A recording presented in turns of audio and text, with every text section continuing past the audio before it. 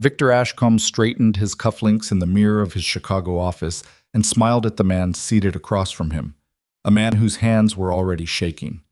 "You're going to tell the court," Victor said softly, "that you saw Eliza Bennett take the money yourself.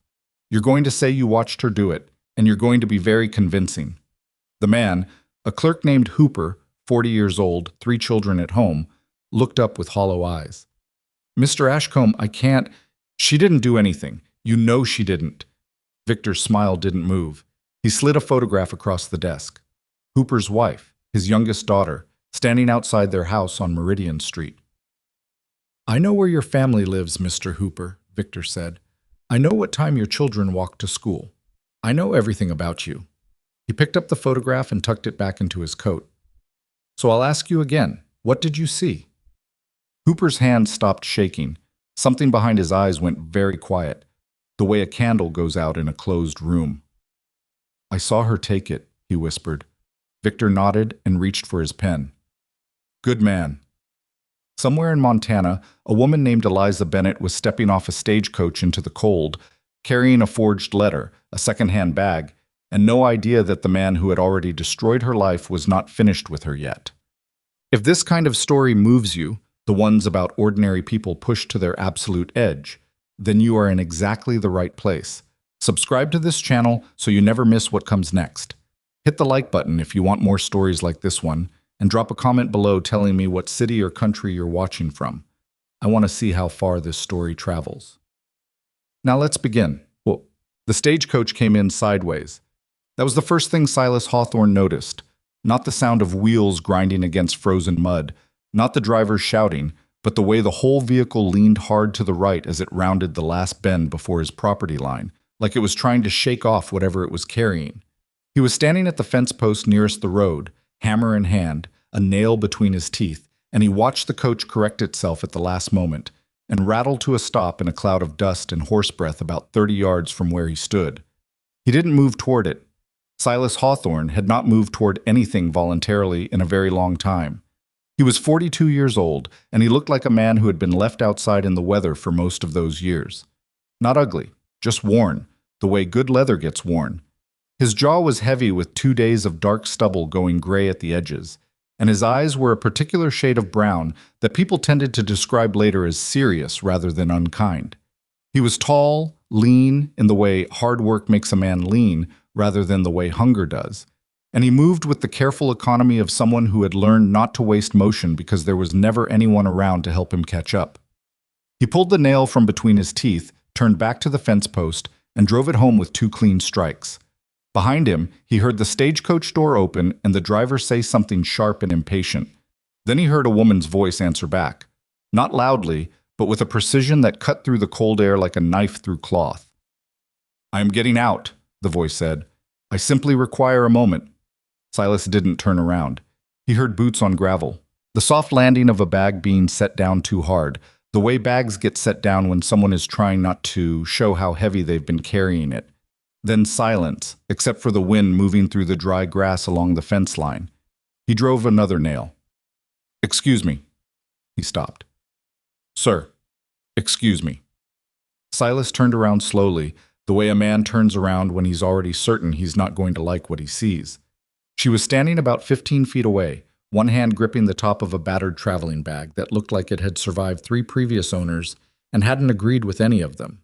She was young, mid-20s maybe, though her eyes were older, with dark hair that had mostly escaped whatever she'd tried to do with it that morning, and was now doing whatever it wanted in the wind. She wore a gray wool coat that was good quality once and wasn't anymore. Her face was pale, but not the pale of someone who was always pale. The pale of someone who had not slept in several days and was holding herself upright through force of will alone. She met his eyes without flinching. "I'm looking for Silas Hawthorne," she said. "You found him." Something moved across her face, not quite relief. More like the expression of someone who has been lost for a very long time and has finally arrived somewhere, even if they're not entirely sure it's the right place. "My name is Eliza Bennett," she said. "I believe you're expecting me." Silas looked at her for a moment. Then he looked at the stagecoach, which had already turned around and was heading back down the road at a pace that suggested the driver had no intention of waiting. No, he said. I'm not. She blinked. I beg your pardon? I said I'm not expecting you. He turned back to his fence. You've got the wrong place. For a moment she didn't say anything. He heard her set the bag down fully, heard something that might have been her composing herself. Mr. Hawthorne. Her voice was steady, but only just. I received a letter from you, dated the 14th of March, sent through the Hargrove Matrimonial Agency in Chicago. It stated very clearly that you were seeking a partner for your household, that you had a working ranch in Garnett County, Montana, and that you were prepared to offer a good and honest life to the right woman. I have traveled 11 days by rail and then by coach. A pause. 11 days. Silas put down the hammer. He turned around fully and looked at her. I didn't write any letter, he said. The silence that followed was not comfortable. It was the kind of silence that forms in the moment between a person dropping something and it hitting the floor. That suspended instant where you already know something is about to break, and there's nothing left to do but wait for it. That's not possible, she said finally. Her voice had changed. Not fallen apart. She didn't seem like the kind of person whose voice fell apart easily, but something in it had tightened, like a rope pulled one twist too far. I haven't written a letter to anyone in 6 years, Silas said. Not to a matrimonial agency, not to anyone. I live alone. I intend to keep living alone. Then who? She stopped, looked down at the bag at her feet, then back up at him. Someone signed your name. Apparently. Another silence, but this one was different. This one had weight in it. The weight of someone doing rapid calculations and not liking any of the answers they were arriving at. The stagecoach, she said. Gone. She turned to look at the empty road. Then she looked at the property around her. The sprawling fence lines, the gray winter grass, the distant shape of the ranch house, the absolute and total absence of any other structure or road or sign of human habitation in any direction. The nearest town was Garnett Creek, 9 miles east. The next coach through didn't come until Thursday. It was Monday. When she turned back to face him, her face had gone very still. I see, she said quietly. Silas picked up his hammer.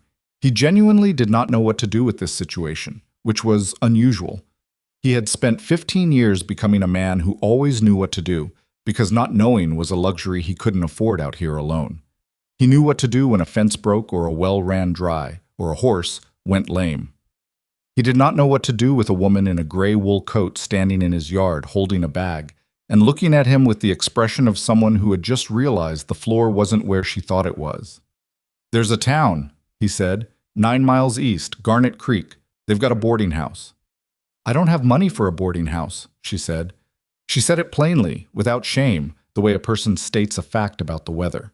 It was somehow more unsettling than if she'd said it with any emotion at all. The agency took my money when I signed the contract. She met his eyes again. 11 days of travel, Mr. Hawthorne. I used what I had left to pay the driver. Silas looked at her. He looked at the road. He looked at the sky, which was doing the thing it did in March in Montana, darkening earlier than you expected, pulling the temperature down with it like a shade being drawn over a window. He said, How long since you've eaten? She didn't answer immediately, which was its own answer. He exhaled through his nose, picked up the hammer, picked up the remaining nails, started walking toward the house. Come on then, he said, without looking back. He heard her pick up the bag, heard her follow. He did not know, in that moment, that he was making the most consequential decision of the last 15 years of his life. He thought he was making a practical decision about the weather and the calendar and the logistics of getting a woman with no money 9 miles east without leaving her to freeze. That was how he framed it to himself, because it was the only way he could frame it and still keep moving. He was wrong, of course, but he wouldn't know that for a while yet. The ranch house was not what she expected. Eliza didn't say so because she was not in a position to say much of anything at the moment, and also because she had learned over the past several years that what people expected and what they got were rarely the same thing, and the sooner you adjusted to the actual reality in front of you, the better off you were. But she had formed some image in her mind during 11 days of travel with nothing to look at but railcar windows and a letter she had read until she could recite it. Some image of what a Montana ranch house would look like. A rough place. Cold. The kind of dwelling that was more shelter than home. The inside of Silas Hawthorne's house was clean. Not comfortable. She wouldn't say comfortable. The furniture was sparse and functional, chosen for durability rather than ease. The table was solid oak, plain and square. The chairs matched it in personality, if not in origin. There was a stone fireplace that dominated one wall, and a cast-iron stove in the kitchen that was clearly the heart of whatever warmth the house generated. And there were shelves, more shelves than she would have anticipated, lined with what appeared to be a serious and well-maintained collection of books. A man who had stopped living, she thought, who had forgotten to stop reading. There was no woman's touch in the room. There hadn't been one for a long time. You could feel the absence of it the way you feel a space where something used to be. He built the fire without speaking.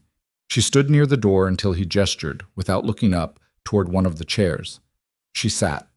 The traveling bag went on the floor beside her. She kept her coat on, which she suspected he noticed but said nothing about. He put water on the stove, moved to the larder, a cool back room off the kitchen, and returned with bread and the heel of a smoked ham and a jar of something preserved that turned out to be apple butter. He set all of it on the table without ceremony. "Eat," he said. "Then we'll figure out what to do with you." She didn't argue with the phrasing. She ate. She was hungrier than she'd let herself acknowledge, which meant she ate faster than was polite, and stopped caring about being polite about halfway through the first slice of bread. He poured coffee, real coffee, which surprised her, and set the cup within her reach and then sat across the table from her with his own cup and watched the fire rather than watching her eat, which she appreciated more than she could have said. When she was done, he said, "Tell me about the letter." She told him what she knew, which wasn't much. The Hargrove Matrimonial Agency. A letter she'd received in February, signed with his name. She pulled the letter from her coat pocket and laid it flat on the table between them. He looked at it the way a man looks at something he wants to understand but isn't sure he's going to like understanding. His handwriting, presumably, except that it wasn't his handwriting. "The signature," she said. "Does it look like yours?" "No." He pointed to the upstroke on the capital H. "I don't do that. But someone who knew your name wrote it. Or someone who knew my name gave it to someone else to write." He slid the letter back across the table. "How did they know about the agency?" "The agency advertises broadly. Anyone could contact them." She paused. "They would have needed your name and your address, and a reason to use them." "Yes." He sat back. His jaw worked slowly, the way a man's jaw works when he's thinking through something he doesn't want to think through. Outside, the wind had picked up. The fire crackled. "Someone I know did this," he said. It wasn't a question. That would be the most logical conclusion. He made a sound that might have been a humorless laugh. "Who knew you were coming before you left Chicago?" She thought about that. "The agency. My landlady. I had to terminate my room, and—" She stopped. "And?" She looked at the table, at the letter between them, at her own hands, which were steadier than they had any right to be. "A man named Victor Ashcombe," she said. "He knew I was leaving Chicago. He would have made it his business to know." Something shifted in Silas's posture. Not much, but she was watching carefully. "Who is he to you?" "Someone I used to work for," she said. "Someone I made the mistake of trusting." She didn't say more than that. Not yet. It wasn't that she didn't trust Silas Hawthorne. She didn't know him well enough to trust him, or not trust him. It was that some information, once released, could not be pulled back, and she had learned to be careful about what she released and when. He didn't push her. That, she noted, was also unexpected. "You can have the small room at the end of the hall tonight," he said, standing and taking both cups to the basin. "I'll ride to Garnet Creek tomorrow and send a wire to the agency. We'll sort out what happened. And if we can't sort it out?" He looked at her over his shoulder. "Then we'll figure out the next step after that." It was not reassurance. It was not warmth. But it was something. It was the voice of a man who solved problems one step at a time and did not panic in the middle of them. And in her particular situation, that was worth more than comfort. She picked up her bag and found the room he'd indicated. Small, yes, with a narrow bed and a single window facing west, and a quilt folded at the foot that was homemade and old and very carefully kept. She sat on the edge of the bed, her bag on the floor, and let herself feel for just a moment how exhausted she was. She did not cry. She had used up her crying somewhere around the second day on the train, and there was nothing left. She lay down on top of the quilt in her coat and was asleep in 4 minutes. Silas stood in the kitchen for a long time after the house went quiet.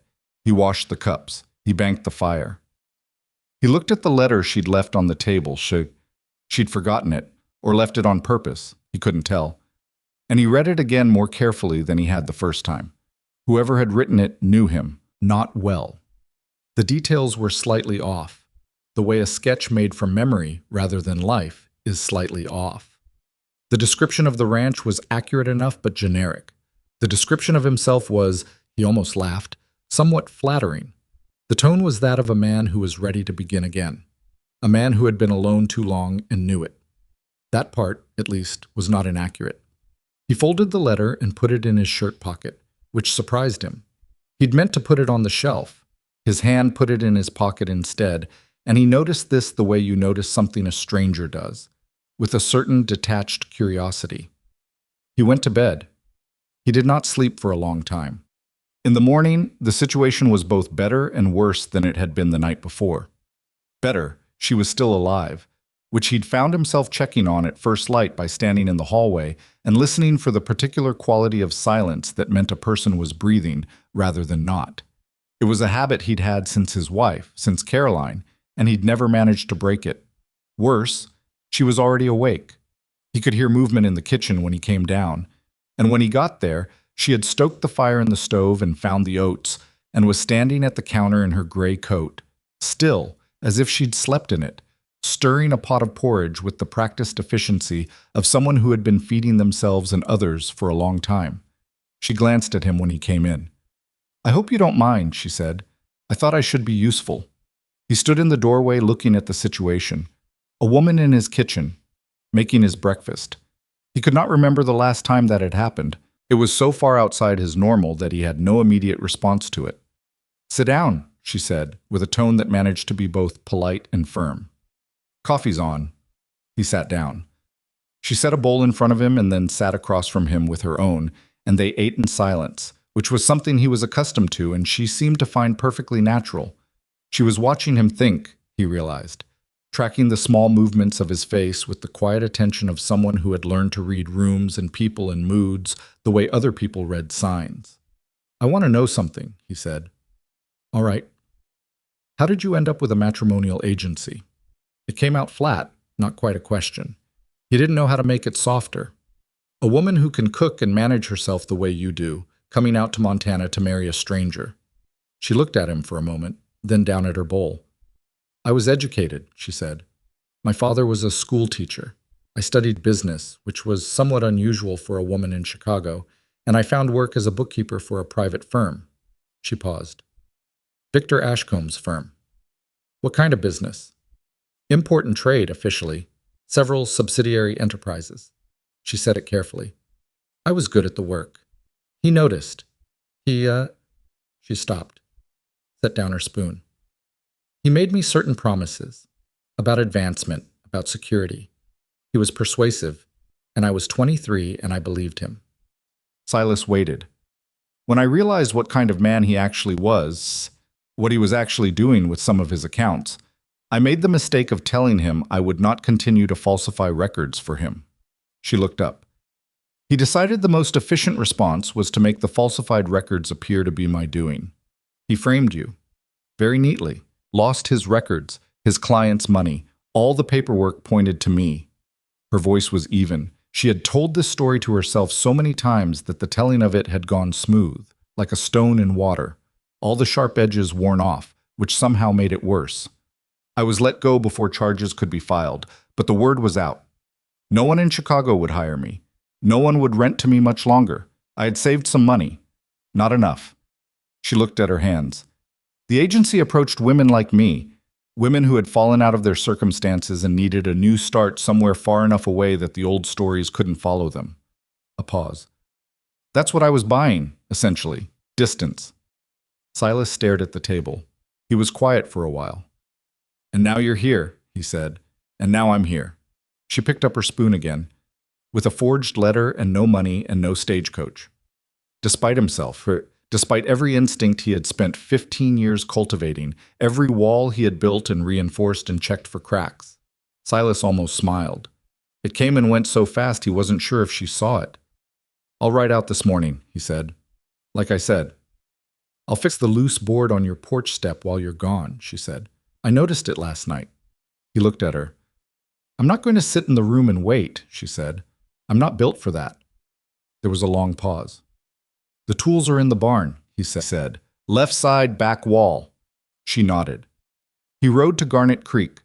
The town was 9 miles of hard-packed frozen road through open country that gave you nothing to look at but sky and dead grass and the occasional fence post, which suited Silas just fine because it gave him 9 miles to think. He'd had good thinking done on this road over the years, some of his best. Usually about cattle or fencing or water rights. Today he was thinking about a woman in a gray coat and a forged letter, and a man named Victor Ashcombe, who apparently specialized in destroying women who were smart enough to threaten him. He was also thinking about the letter in his shirt pocket, because he could feel it there against his chest, which was ridiculous, and he knew it was ridiculous. Garnet Creek was not a large town. It had a main street, one of them, with a general store, a feed store, a livery, a hotel with 4 rooms, a saloon, a barber shop that also served as the town dentist, and occasionally the town undertaker if things got complicated, and the combined post office and telegraph office that was run by a man named Emmett Dole, who was 56 years old and had operated on the principle that information was the most valuable commodity in any community and had accordingly made himself indispensable. Silas tied his horse at the post office and went inside. Emmett looked up from whatever he was doing with obvious and barely concealed delight. Silas Hawthorne in town was always an event. Silas, he said. Emmett, I need to send a wire. To? Chicago, the Hargrove Matrimonial Agency. The delight on Emmett's face intensified considerably. He controlled it with moderate success. All right. Silas wrote out the message. Received woman claiming contract with your agency. Stop letter signed in my name. Stop. I sign no such letter. Stop. Require explanation immediately. Stop. Silas Hawthorne, Garnet County, Montana. Emmett read it over, which he always did despite the fact that it was technically none of his business, and sent it without comment, though his silence was the loudest thing Silas had heard in a while. Anything else? Emmett asked. Not from you, Silas said, which was perhaps unkind, but Emmett was used to it. He was remounting his horse when he heard his name called from across the street. He turned to see Walt Briggs crossing toward him at a pace that suggested urgency, which was unusual for Walt. Walt Briggs was 60 years old, had been a trapper before he was a farmer, and had been Silas's closest neighbor for the past 8 years, closest meaning 2 miles south, which in Garnet County counted as practically adjacent. Walt was also, Silas suddenly realized, the only person in the county who knew Silas's address well enough to have given it to someone. Silas stayed on his horse. Walt stopped below him and looked up with the expression of a man who knows he's in trouble and has decided that the straightest line through it is the best option. I did it, Walt said. Silas looked down at him for a long moment. Get down off that horse before you say something I regret, Walt said, which made no sense grammatically but communicated the right thing anyway. Silas got down off the horse. He stood very still, which was his version of visible anger. The agency, he said. The agency, Walt confirmed. You wrote a letter in my name. I wrote a letter in your name, Walt agreed, with the air of a man confessing to something he has decided to confess to without fully abandoning the belief that he was right to do it. And I don't entirely regret it, which I realize is not what you want to hear. Silas said nothing. Walt pressed on. You're 42 years old, Silas. You've been alone on that ranch for 15 years. Not just alone, gone. You know what I mean? You go through the motions. You keep the cattle, you fix the fence, you manage the water rights. You do everything that keeps the place running. But you're not there. You've been somewhere else since Caroline died, and I've watched it, and I'm your friend, so I'm going to tell you that it's enough. It's been long enough. That, Silas said very quietly, was not your decision to make. No, it wasn't. Walt met his eyes. And I'll take whatever consequences you've got for me. I expected you to be angry. I am saying for the record that I believe I was right, and I believe I had reason to. And I would rather have you furious at me and breathing and living your life Then have you not angry at me while you slowly disappear into that ranch alone?" The silence between them was significant. Silas said, "There is a woman at my house right now." "I know." "You don't know her. You don't know her situation. You don't know what she left behind." "I know she answered the letter," Walt said. "I know she came. She had nowhere else to go." Silas's voice had an edge to it now, but the edge was different from the beginning of the conversation, sharper in a different direction. "She was framed by her employer in Chicago. She has no money. She has no family she's mentioned. She came because she was desperate, Walt, not because she wanted to come." Walt was quiet for a moment. "Has she asked to leave?" Silas didn't answer. "Does she seem like she wants to leave?" "She's fixing my porch step," Silas said, and his voice had a quality in it that he didn't entirely understand and that he suspected Walt understood all too well. Walt Briggs was an old trapper who had spent decades reading the wilderness, and he knew the moment when an animal had walked into a trap and the moment when it had decided the trap was actually somewhere it didn't mind being. He had seen both often enough to know the difference. He said nothing. He just looked at Silas with old, quiet eyes. "This isn't over," Silas said. He remounted his horse. "I know," Walt said. "Are we still neighbors?" Silas looked down at him for a long moment. Walt Briggs, 60 years old, who had watched him slowly disappear and had done the worst and most presumptuous and possibly most loving thing he'd ever done for anyone. "We're still neighbors," Silas said. "Don't ever do anything like that again." "Wouldn't dream of it," Walt said. He sounded like he meant it. He also sounded like he didn't entirely regret this one. Silas turned his horse east and rode home. She had fixed the porch step. He stood at the foot of the steps and looked at the repair. Clean, solid, the board properly seated with 3 nails at evenly spaced intervals. And then he went inside. She was at the table with a piece of leather and a needle, working on something that turned out to be a tear in one of his work gloves. She looked up when he came in. "Did you find out anything?" she asked. He sat down across from her, took off his hat, set it on the table. "I found out who wrote the letter," he said. She went very still. "Who?" "My neighbor, Walt Briggs. He—" Silas stopped, looked at the hat in front of him. "He thought I needed something to change. He was wrong to do it. He was—" Another stop. "He is a good man who did a stupid and presumptuous thing because he was worried about me." He looked up. "I don't know how to explain that better than that." Eliza looked at him for a moment, then she looked back at the glove in her hands. "Did he know about me?" she asked, "before he contacted the agency?" "No, he just contacted them and gave them my name and address. He didn't know who they'd send. He didn't know what I was running from." "No." She was quiet for a moment, her hands working steadily on the leather.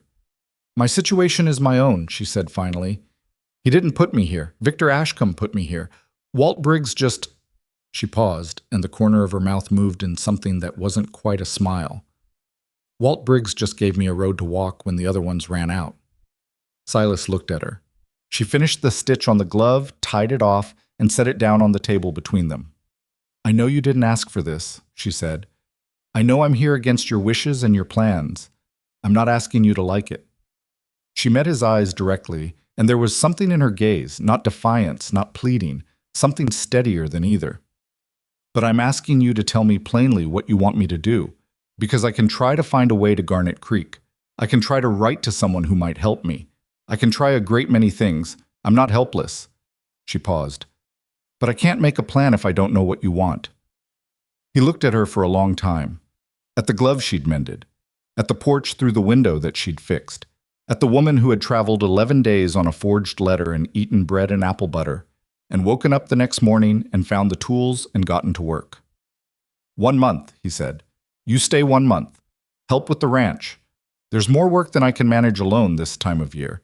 After that, we figure out the next step. In exchange for? Room, food, whatever wage I can manage, which isn't much." She looked at him carefully. He had the sense she was calculating something, not in a cold way, but in the way of someone who had learned to be very careful before agreeing to anything. "All right," she said, 1 month. She picked up the second glove and checked it for tears. "Your left thumb needs restitching too," she said. "I know," he said. "I'll fix it while I'm at it." He didn't say thank you. She didn't expect him to. They sat across from each other in the late afternoon light, the fire low, the wind pressing at the windows, the ranch around them quiet with the particular silence of a place that had been empty too long. And it was ordinary. It was as ordinary as two people sitting in a kitchen could be. But Silas Hawthorne, for the first time in 15 years, did not feel quite as alone as he had that morning. He did not know what to do with that.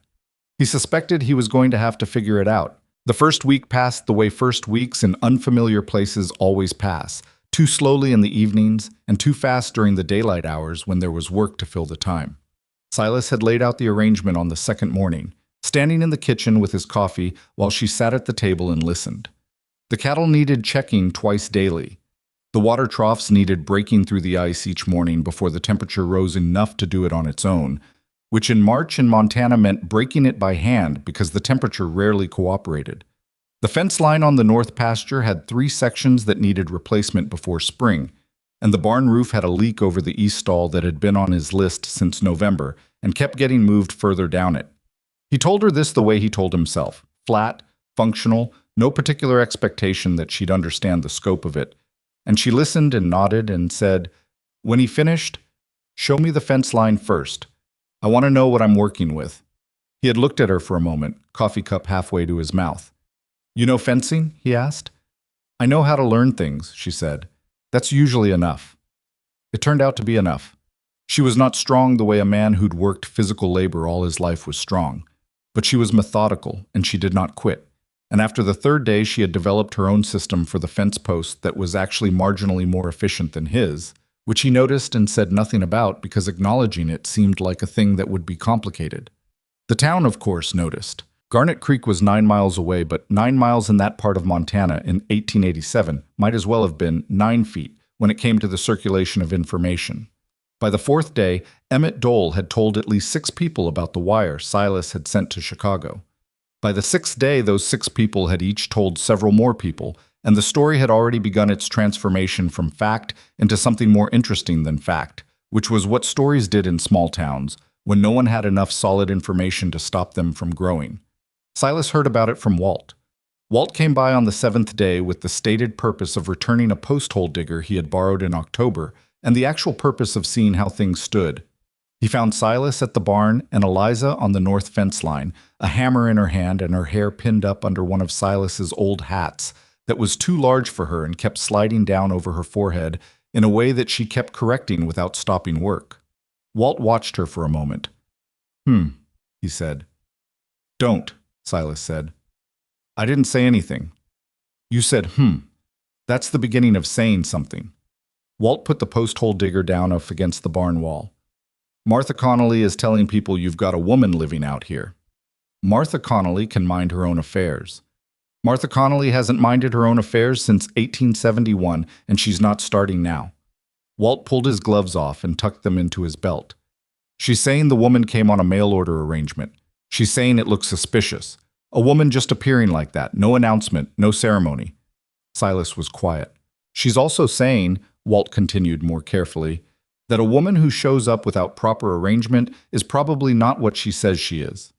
The muscle along Silas's jaw tightened. "Martha Connolly doesn't know what she says she is." "No, neither does anyone else in town, which is the problem." Walt glanced again at the fence line, where Eliza was working with her back to them. "She's going to need to show her face in Garnet Creek sooner or later. If she doesn't, the stories get worse. You know how it goes." Silas knew how it went. He brought it up that evening at dinner, a meal that had evolved over 7 days from 2 people eating separately in shifts to 2 people sitting across from each other at the same table at the same time, which was not a decision that had been made so much as a situation that had developed without either of them formally agreeing to it. "I need to go into town Saturday," he said. "Supplies. You should come." She looked up from her plate. "I thought you preferred I stay here." "I don't prefer anything. But if you stay here, the people in Garnet Creek will decide who you are without any information from you, which means they'll decide wrong." She was quiet for a moment. "What are they already saying?" He told her plainly, the way she'd asked him to tell her things, without softening it. She listened to all of it, and when he was done, she picked up her fork and ate another bite of the venison stew she'd made with the last of the onions and some dried herbs she'd found in the back of the larder, and she said, "All right, Saturday." The Saturday trip to Garnet Creek was not a disaster. It also was not a success. Eliza wore her gray coat, which was still her best option despite its better days being behind it, and she kept her chin level and her eyes direct, and she stood beside Silas at the general store counter and said good morning to the people who looked at her and said nothing to the people who looked at her, and then turned away to whisper to whoever was standing nearest them. She was good at this, at making her face a surface that gave nothing away. And watching her do it, Silas felt something he couldn't immediately name, a kind of recognition, maybe. He was also good at making his face do nothing. He'd spent 15 years perfecting it. He recognized the cost of that kind of control. The man behind the general store counter was named Hector Pruitt, and he was not unkind, just careful in the way of a man whose business required him to have a workable relationship with everyone in the county, regardless of their personal history. "This is Eliza Bennett," Silas said, setting his list on the counter. "She's working the ranch with me for the season." Hector Pruitt nodded. He looked at Eliza. "Miss Bennett." "Mr. Pruitt," she said. And that was that, as far as the official transaction went. What happened in the rest of the store and on the street outside and in the barber shop and the saloon. Later that day was something else, and neither of them was present for most of it, and the version of events that circulated afterward bore only a structural resemblance to what had actually occurred.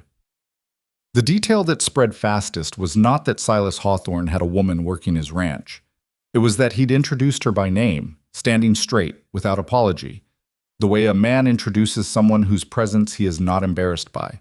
That, in Garnet Creek, was itself a statement. The wire from Chicago came back 9 days after Silas had sent it. Emmett Dole delivered it personally, which he did not usually do, but which gave him the opportunity to be present when it was read. Silas read it standing in the yard, turned it once in his hands, and handed it to Eliza without comment. The agency's response was brief and carefully worded in the manner of an organization that had dealt with legal complications before and knew how to say very little while appearing to say something. It confirmed that a contract had been filed in Silas Hawthorne's name. It confirmed that Eliza Bennett had been matched to that contract in good faith. It expressed regret at any confusion that had arisen and noted that all documentation submitted to the agency had appeared legitimate at time of filing. It did not apologize. It did not offer a refund. Eliza read it twice. Then she folded it and handed it back to Silas. "They processed a contract with a forged signature," she said. "They did. And they're not going to do anything about it. They're not." She looked at the folded wire in his hand. Her expression was very controlled, but there was something moving beneath it. Not tears, he didn't think, but something older and harder than tears. The particular feeling of realizing that an institution you trusted with your safety had cared about your safety only insofar as your safety was convenient. "I see," she said. "Eliza." She looked up. He'd used her name, her first name, without thinking, which he noticed the same moment she did, and he didn't correct it. "Whatever the agency did or didn't do doesn't change your situation," he said. "You're here. The arrangement stands." "The arrangement was for 1 month," she said. "Yes. You said we'd figure out the next step after." "I did." She held his gaze for a moment. He noticed that she did that, met his eyes and held them, not challengingly but steadily, as if she'd learned that looking away was more dangerous than looking directly and had calibrated accordingly. "All right," she said. She went back to the barn. He stood holding the wire and watching her go, and Emmett Dole, still present, because of course he was, said very quietly, "She's not what people are saying she is she?" "No," Silas said. "She's not." Emmett nodded slowly, tucked his hands in his pockets. "People will come around." "People," Silas said, "will come around when they come around, and until then she'll manage. She's good at it." He didn't say this with admiration exactly, but it was close. The second week was harder than the first, not because the work changed, the work was the work, but because the rhythm of the two of them on the property had established itself in ways that Silas had not anticipated and was not sure what to do with. She was up before him each morning. She had taken over the kitchen in the way people who are good at feeding others take over kitchens. Not aggressively, but inevitably, the way water finds a level.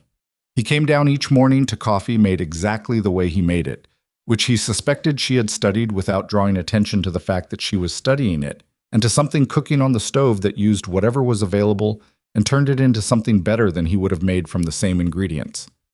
She fixed things, not just the porch step and the fence and the gloves. She fixed things as she found them, the way a person moves through a space and continuously adjusts it into a better version of itself. A cabinet door that had hung wrong for 2 years suddenly hung right. The stone around the base of the chimney that had been mortaring loose got repointed with a mixture she figured out herself. A broken spoke on the small wagon wheel out back got replaced with a piece of ash wood she found in the scrap pile and shaped to fit. He didn't thank her for these things. He noted them, and she noted him noting them, and that was a transaction of its own kind. What he didn't expect was that she would start to fix the books. He had a ledger, a ranch ledger, years of accounts going back to when he'd first taken the property. He'd kept it functionally but without particular discipline, the way a man keeps records when he's doing it alone and there's no one to show them to. She found it on the shelf one evening when she was looking for something to read, and she made the mistake of opening it. And he watched her face change in the way faces change when a person with particular expertise encounters a problem that their expertise could solve. She looked up at him. He was across the room. She looked back at the ledger. He could see her stopping herself from saying something. "What?" he said. "Nothing. You have a look on your face." "I don't have a look. You have the look of someone who found 3 years of arithmetic errors and is deciding whether it would be rude to point them out." She paused, looked at him, almost smiled. 5 years, she said, and not all errors. Some of it is categorization that's costing you money you don't need to be losing. He was quiet for a moment. "I was a bookkeeper," she reminded him. "I remember. You're paying tax on some assets you shouldn't be, and at least 2 of your vendor agreements have terms you could renegotiate to your advantage if you knew they were there." He looked at her for a while. The firelight was doing something to the room, making it smaller, warmer, more the kind of room where 2 people having a quiet conversation about ledgers seemed like a completely natural thing, which it wasn't, which Silas was aware of and which he was choosing for the moment to set aside. "Fix it," he said. She fixed it. It took her 4 evenings sitting at the table after dinner with the ledger and a sheet of paper she'd found and a pencil, and she worked with the precise and focused attention of a person who finds deep satisfaction in bringing order to disorder.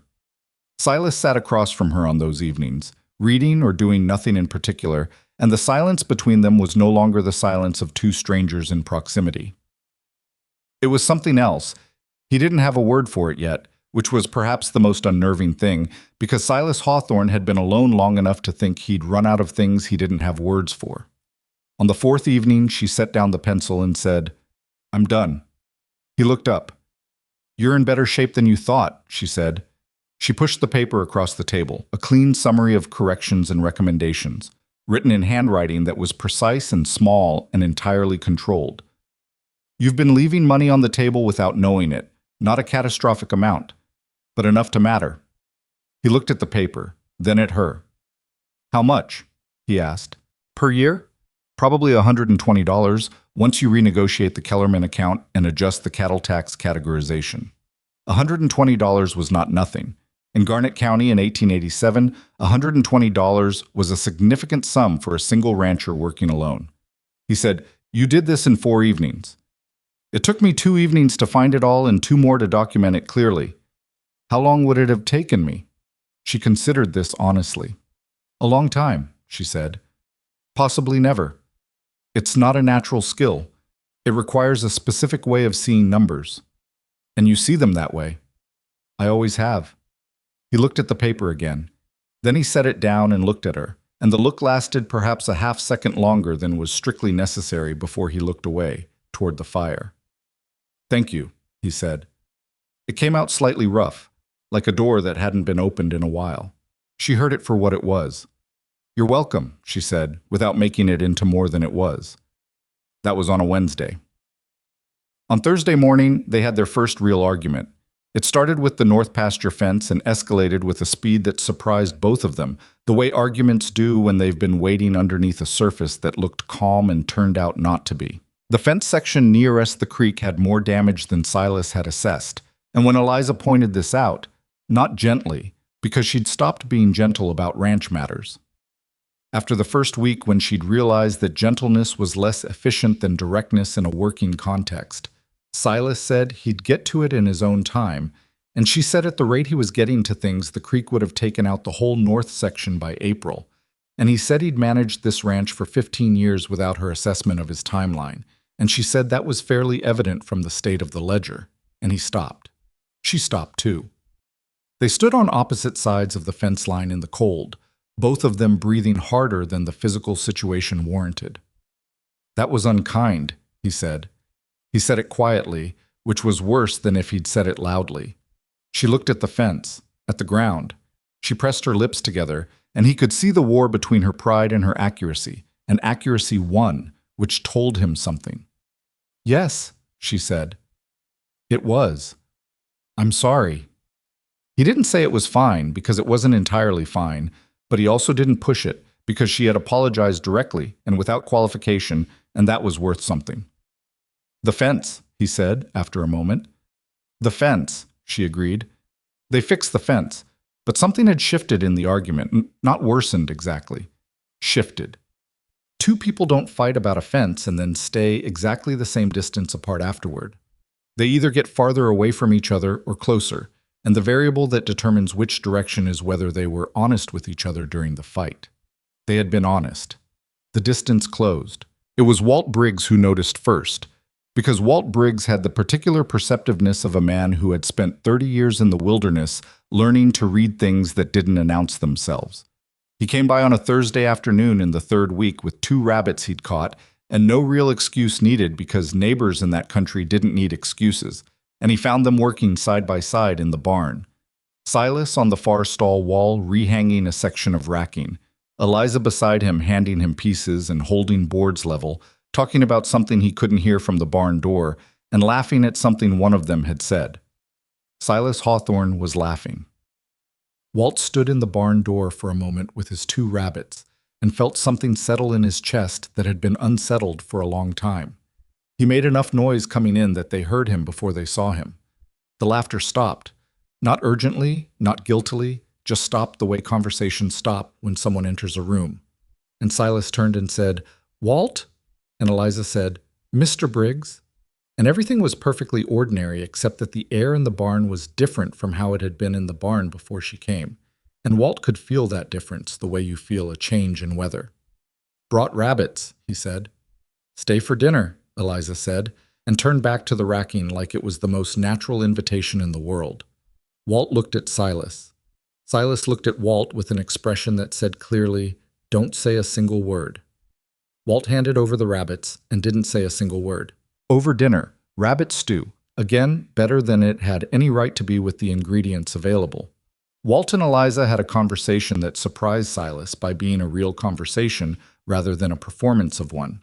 She asked him about the trapping years, genuinely curious, and Walt, who was not a man who usually talked about himself at length because she asked exactly the right questions with exactly the right amount of genuine interest. And Silas sat at the head of the table and watched this and ate his stew and felt, in a dim and undefined way, as if something he had locked up a long time ago was pressing against the lock from the inside. After Walt left, Eliza washed the dishes without being asked, the way she always did, and Silas dried them, the way he'd started doing somewhere around day 10 without deciding to. They stood at the basin and worked through the stack in a silence that was entirely comfortable and therefore more alarming than any silence had a right to be. He said, without planning to say it, "You're good with people." She handed him a bowl. "I've had to be." "There's a difference between having to be and actually being." She was quiet for a moment. "My father thought everyone's story was worth hearing," she said. "He taught school for 20 years, and every child who came through his classroom had a story he took seriously. I learned that from him, or I tried to." "He died?" "When I was 19. He took the bowl, dried it. I'm sorry." "He was happy," she said. "He had a good life. A small one, but good." She handed him a cup. "Not everyone gets that." He thought about Caroline. He thought about the 15 years since, which had been full of a great many things, and happiness was not reliably among them. "No," he said, "they don't." She looked at him sideways, briefly. Then she looked back at the basin. They finished the dishes. It was on a Tuesday in the third week, near the end of it, that the riders appeared. Silas was at the water trough nearest the road when he saw them. 3 men on horseback, coming from the east at a pace that wasn't hurried but wasn't casual either. He watched them for a moment, then put down the ice-breaking tool and stood up straight. They pulled up at the fence line, and the one in front, a large man in a dark coat with a face that was professionally unfriendly, looked down at Silas with the expression of someone who has already decided what this conversation is going to be. "Silas Hawthorne," the man said. "That's right. We're looking for a woman named Eliza Bennett. We have information she may be on your property." Silas looked at the 3 of them. At the quality of their horses, which were good. At the quality of their coats, which were expensive. At the way none of them had a badge or any official identification, but all of them held themselves with the particular posture of men who were accustomed to being obeyed without offering identification. "Who's asking?" Silas said. The man in front reached into his coat and produced a paper, folded in thirds, which he held toward Silas from horseback without getting down. Silas didn't move toward it. "My name is Crane," the man said. "I represent Victor Ashcombe of Chicago.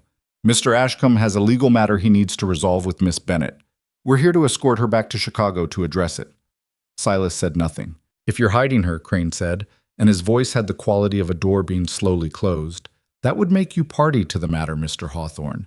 That's not a comfortable position."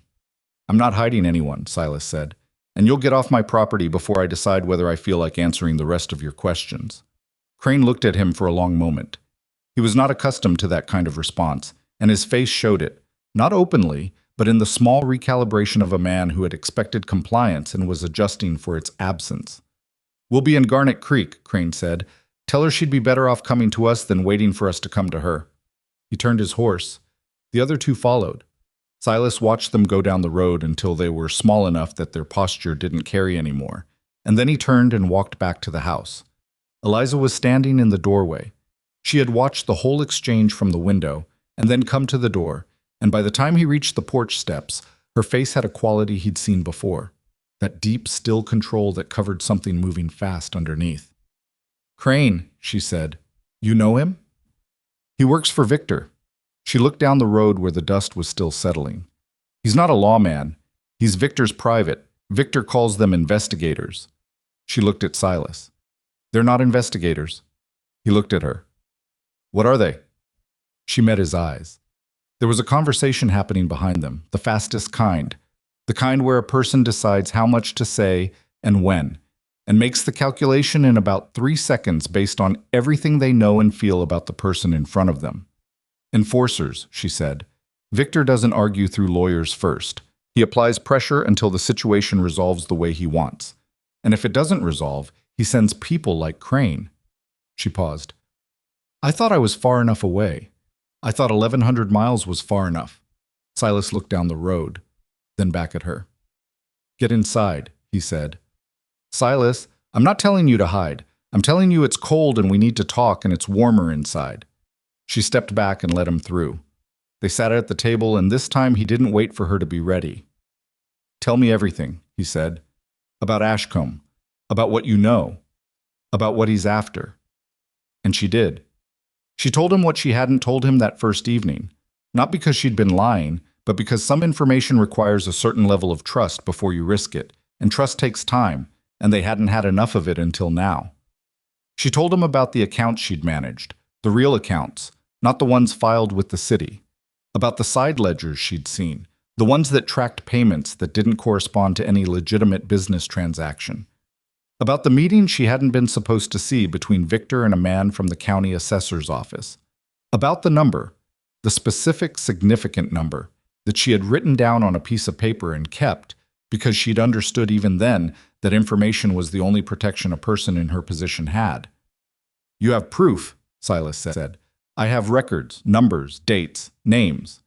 She looked at him steadily. Not the kind that would immediately convict him. His lawyers are too good for that. But the kind that, in the right hands, with the right time to investigate, would unravel everything he's built. She paused. "He knows I have them. That's why Crane is here. It was never about the money he claimed I stole. That was a cover story. He wants the records." Silas sat back. He was quiet for a long time. "Where are they?" he said. She held his gaze. Another 3-second calculation. Then she reached into the inside lining of her traveling bag, which was sitting near the door, and removed a folded oilcloth packet and laid it on the table between them. He looked at it. He didn't touch it. "If something happens to me," she said, "those go to—" "Nothing is going to happen to you," he said. She looked at him. He'd said it with a flatness and a certainty that surprised them both, as if he'd decided something in the same moment the words came out, and the words were the announcement of the decision rather than the deliberation. "You don't know that," she said. "No," he said, "but I said it anyway." Outside, the wind was picking up. The fire crackled. The house that had been silent for 15 years sat around them, holding them in, and for the first time since Caroline, it felt to Silas like something more than a place to sleep and wait out the weather. He didn't know what to do with that either, but he was getting more accustomed to not knowing. Crane and his 2 men took rooms at the Garnet Creek Hotel on a Wednesday, and by Thursday morning the entire town knew they were there. This was not because Crane was careless. He was, by all appearances, a careful man, quiet, deliberate, the kind of man who ordered his food without looking at the person serving it and paid his bills without conversation. But Garnet Creek was the kind of town where the arrival of 3 well-dressed strangers on expensive horses was an event of the first order, and Emmett Dole had a view of the hotel from the post office window, and Hector Pruitt at the general store had learned long ago that asking apparently innocent questions was the most reliable method of obtaining information that people thought they weren't giving. By noon on Thursday, Emmett knew their names. By 2 o'clock, Hector knew they were from Chicago. By 4, Walt Briggs knew all of it, because Emmett and Hector had both told him, independently, because Walt was the nearest neighbor to Silas Hawthorne, and everyone understood without it being stated that this information had a destination. Walt rode out that evening. He found Silas in the barn, not working, just standing near the far stall with his arms crossed and his face doing the particular thing it did when he was thinking through something he couldn't fully see the edges of. Eliza was not visible, which Walt noted. "You already know," Walt said. "I know they're in town," Silas said. "I've been expecting it." 3 men, Silas. Not 1. 3. Crane brought 2 others with him when he came to the property too. He doesn't travel light. Walt leaned against the barn door. He was quiet for a moment, doing his own calculations. "What does he want with her?" "She has records. Documents that could expose what her former employer has been doing with his accounts. He wants them back, and he wants her where he can control what she says." Silas unfolded his arms. "He's not a constable, and he's not carrying a legitimate warrant. He's carrying leverage and a willingness to use it." "What are you going to do?" Silas looked at the stall wall for a moment. "I don't know yet." This was, Walt reflected, the most honest thing Silas had said about his own uncertainty in the 8 years he'd known him. Silas Hawthorne did not usually admit to not knowing. He made decisions and then lived with them, sometimes well, sometimes poorly, but always with the conviction of a man who had committed to a direction and wasn't interested in revisiting it. Something had changed in the last 3 weeks. Walt could feel it in the air of the barn the same way he'd felt it at dinner. Not dramatically. Nothing dramatic had happened, as far as he could tell. But the quality of Silas's uncertainty was different now. It wasn't the uncertainty of a man facing a problem he couldn't solve.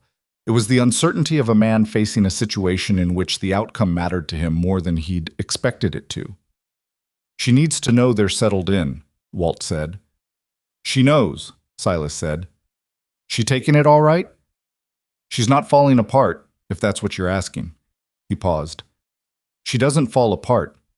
I'm beginning to think she doesn't know how." Walt said, carefully, "That's not always a good thing." Silas looked at him. "People who don't fall apart," Walt said, "usually held themselves together through something bad enough that falling apart wasn't an option. That kind of holding together has a cost." Silas was quiet for a moment. "I know," he said. He said it like a man who recognized the condition from the inside. Eliza was at the table when Silas came back into the house, and she was not doing nothing. She was never doing nothing. He had come to understand that about her. She was mending one of the blankets from the back bedroom, a slow, careful work of the hands that he suspected she was doing less because the blanket needed it, and more because her hands needed something to do while her mind worked. She looked up when he came in and read his face the way she'd learned to read it over 3 weeks of proximity, which was faster now and more accurate. "Walt brought news," she said. It wasn't a question. They've taken rooms at the hotel, settled in. He sat down. That means they're not planning to leave quickly. She set down the needle. Crane doesn't give up. That's his professional value to Victor. He stays until the problem is resolved. What counts as resolved to him? She folded her hands on the blanket. You coming back with me would be resolved. The records being handed over would be resolved. She paused. Me not being in a position to speak anymore would also be resolved. The last thing she said flatly, without drama, in the same tone she used to tell him a fence post needed replacing. He looked at her. Is that a real possibility? He said. Victor has done it before, she said. Not personally, never personally. He's careful about that. But there was a woman in Cincinnati named Margaret Ferris who worked for one of his subsidiary firms and found the same kinds of irregularities I found, and who had an accident on a staircase 6 weeks after she stopped working for him. She met his eyes. It was ruled accidental. Silas sat very still. I'm not telling you this to frighten you, she said. I'm not frightened, he said. I know. I'm telling you so you understand the actual shape of what we're dealing with. She picked up the needle again. I have been careful. I'm going to keep being careful. But careful is easier with more than one person who understands the situation. He looked at her hands working, at the steadiness she maintained, at the way she had just shared something dangerous and frightening and had done it as a practical transfer of information rather than a bid for sympathy. He thought about what Walt had said about the cost of never falling apart. He thought about 15 years of his own version of it. I'm going to go see Crane tomorrow, he said. She looked up sharply.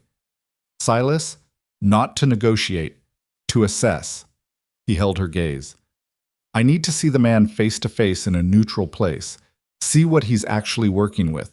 You learn more from a man's face in 5 minutes than from anything he sends ahead of himself. She looked like she wanted to argue. She also looked like she recognized the logic. Don't tell him anything, she said. I wasn't planning to. Don't let him tell you things either. He's very good at making the information he gives you feel like your own idea. All right. She searched his face for a moment. Be careful, she said. It came out quieter than her usual register, which he noticed. I will, he said. And then, because the moment seemed to require something more than that, and he wasn't practiced at providing it, I'll be back by noon. She nodded, looked back at the blanket. I went to Garnet Creek the next morning on horseback, alone, and he found Crane at the hotel dining room eating breakfast with the deliberate and unhurried manner of a man who had decided he would be somewhere for a while and had made his peace with it. The 2 other men were at a separate table near the window, positioned with the specific casualness of men who are paid to be aware of exits. Silas sat down across from Crane without being invited. Crane looked up. He was about 50, heavy-jawed, with pale gray eyes that had the quality of being interested in everything and moved by nothing. He finished chewing what was in his mouth before he spoke. Mr. Hawthorne, he said, I wasn't sure you'd come. I'm here, Silas said. Say what you came to say. Crane set down his fork, took a measured sip of coffee. He was a man who understood that the management of pace in a conversation was itself a form of power, and he exercised it with the ease of long practice. Victor Ashcombe is a patient man, Crane said. He doesn't like disorder. He doesn't like loose ends. Miss Bennet left his employ under circumstances that created a great deal of disorder, and he'd like to resolve it cleanly. He spread his hands slightly, a gesture of reasonableness. She has some materials belonging to Mr. Ashcombe, private business records. If she returns them, the matter of the missing funds can be revisited with fresh eyes. Mr. Ashcombe is prepared to be generous. She didn't take any funds, Silas said. The records suggest otherwise. Whose records? A pause. Mr. Ashcombe's. Records he made himself. Records kept by his firm, yes. Silas looked at him. You and I both know what you're here for, he said, and it's not missing funds. So let's not waste each other's morning. Something shifted very slightly in Crane's expression. Not discomfort, but the recalibration of a man who had expected to be talking to someone less direct. What I'm here for, Crane said carefully, is to resolve a situation that doesn't need to be as complicated as it's becoming. It's not complicated from where I'm sitting, Silas said. A woman came to my property lawfully. She's working here lawfully. She hasn't done anything that warrants 3 men coming from Chicago to collect her, and she's not going anywhere with you. Crane looked at him for a moment. You understand that protecting her creates a problem for you personally. My problems are my business. Some of them become the county's business. Crane reached into his coat, slowly, deliberately, the way a man reaches for something he wants you to see him reaching for, and produced a folded document. He laid it on the table between them. A warrant, issued through a Chicago magistrate for the arrest of Eliza Bennett on charges of theft and fraud. If she's on your property, you're harboring a fugitive from a legal proceeding. Silas looked at the document. He didn't touch it. He looked at it the way a man looks at a card being played across a table, assessing it, not reacting to it. A Chicago warrant, he said, signed and witnessed. This is Montana, not Illinois. Extradition is a federal matter, Mr. Hawthorne. Montana territory is still subject to federal law. Silas sat back. He looked at Crane's face for a long moment, at the gray eyes, at the patience there, at the quality of a man who had done this particular thing many times in many places and was very good at it. I'll be speaking to the county magistrate this afternoon, Silas said, standing, and to a lawyer. That's your right, Crane said. He picked up his fork again. I hope it proves useful. Silas walked out of the hotel and across the street to Emmett Dole's office, because Emmett, despite being the primary source of information circulation in Garnet Creek, was also, and these two things were not unrelated, the person in town with the most comprehensive knowledge of who could do what and how. And he had been, in his previous life before Montana, a notary and a legal clerk in St. Louis. He found Emmett behind his counter and told him the substance of the conversation in brief, flat sentences. Emmett listened with his hands flat on the counter and his face progressively more serious. The warrant, Emmett said when Silas finished. He showed it. I didn't handle it. Chicago magistrate has no automatic jurisdiction here. They'd need to go through the territorial governor's office for a proper extradition order. That takes time. Emmett tapped the counter. The warrant alone doesn't give him the legal authority to take her. He's hoping I don't know that. He's probably right about most people. Emmett paused. But he'll get the extradition order eventually, if the warrant holds. And if the warrant was issued on false evidence, you'd need someone to prove it in Chicago, not here, which is expensive and complicated. He looked at Silas steadily. What's she actually got on this man? Enough, Silas said. If the right people look at it. Federal people? Possibly. Emmett was quiet for a moment. He was thinking, which on Emmett looked like a kind of stillness that was the opposite of his usual busy energy. There's a federal circuit marshal who passes through here twice a year, Emmett said. Name of Aldred. Good man, genuinely. He's due through next month, but I could send a wire and see if he can come sooner. He paused. If the woman's documents are what you're suggesting they are, a federal marshal would be the right audience for them. Can you send the wire without it becoming a public matter? Emmett gave him a look. I am a professional. Silas put his hand on the counter. Send it today. He rode home and told Eliza everything. She sat across from him at the table and listened without interrupting, and when he was done, she said, The warrant is real. He had it prepared before Crane left Chicago. He anticipated this. Anticipated you not going willingly. Victor anticipates everything. That's what makes him dangerous. She looked at the oilcloth packet, which was sitting on the shelf now rather than hidden in her bag, because Silas had suggested practically that it should be somewhere both of them could access quickly if needed. A federal marshal, she said slowly. If the marshal sees what's in those records before Victor can interfere, that's the idea. Yeah. Victor has contacts at the federal level too.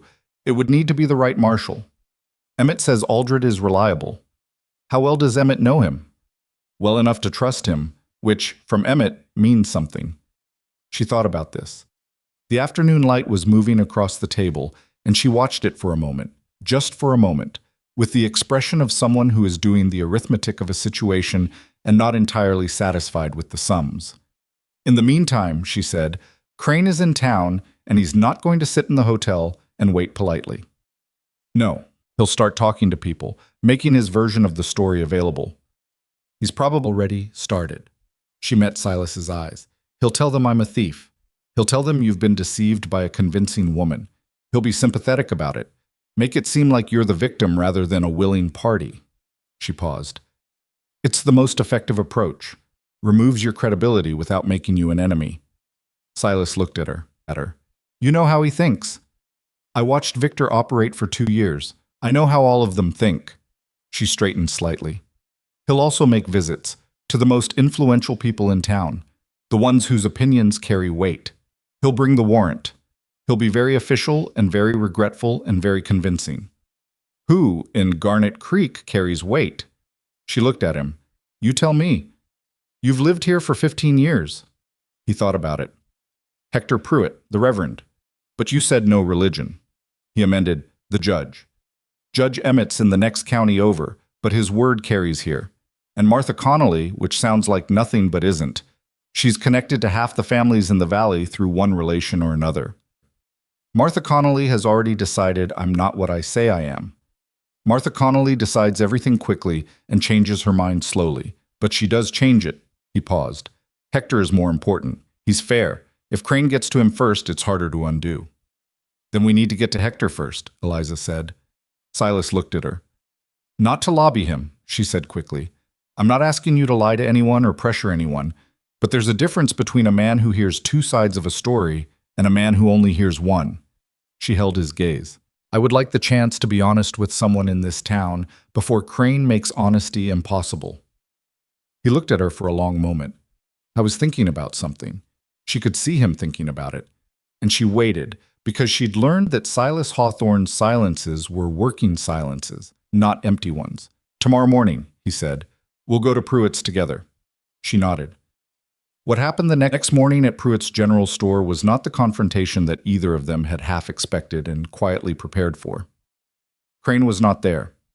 His two associates were visible through the hotel window across the street, but Crane himself was absent, which was somehow more unsettling than his presence would have been.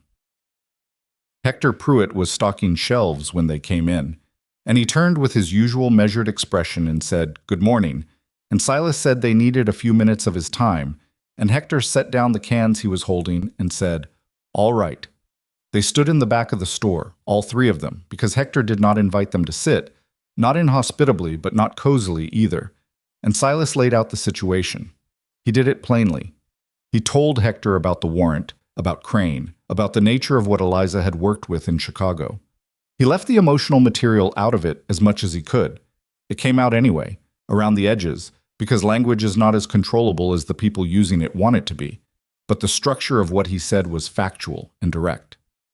Hector listened to all of it. He was a man who listened the same way he ran his store, completely, without apparent hurry, giving each thing its proper weight before moving to the next. When Silas finished, Hector looked at Eliza. "Miss Bennett," he said, "what is it you have on this man, in plain terms?" She met his eyes. Documented evidence of embezzlement from client accounts, bribery of a public official, and the systematic falsification of financial records over at least 5 years. She paused. With names, dates, and specific amounts. And he knows you have it. He knows I have it, and he knows I know how to read it, which is the more dangerous part. She held Pruitt's gaze. The warrant he's carrying is fabricated on the basis of records he falsified to implicate me after I refused to continue falsifying them for him. I stole nothing. I took only what was mine to take, the documentation of what I had witnessed. Pruitt looked at her for a long moment. Then he looked at Silas. Then he looked at the shelves behind them, the way a man looks at something neutral when he's making up his mind. I've had 3 men come in here this morning, he said, before you arrived. One of them did the talking. Big man, gray eyes. Crane, Silas said. He told me a version of events that was different from yours. Pruitt looked back at Eliza. His was also delivered very clearly and very reasonably, which I've noticed is how people tend to deliver things they want me to believe quickly. Eliza said nothing. I'll tell you what I told him, Pruitt said. I told him I'd hear both sides before I formed an opinion. I told him that was how I operated. He picked up his cans. That's still how I operate, and I've heard both sides now. He looked at Silas. You have my silence on what you've told me, for whatever that's worth, and my recommendation that you get those documents in front of a legal authority as quickly as you can manage. He went back to stocking his shelves. Silas and Eliza walked out of the store into the cold morning air. Silas held the door for her, which he had started doing sometime in the second week without deciding to, and she had started going through doors he held without remarking on it, and neither of them had acknowledged this small shift in their practical choreography. Outside, she said quietly, "He's fair. I told you he was." "You were right." He glanced at her sideways. She said it simply, the way she said most things, as a statement of fact rather than a concession, and there was something in it that made the morning feel slightly less cold. They were halfway back to where his horse was tied when a voice behind them said, "Mr. Hawthorne." They both stopped, turned. Crane was standing outside the hotel entrance about 40 feet away.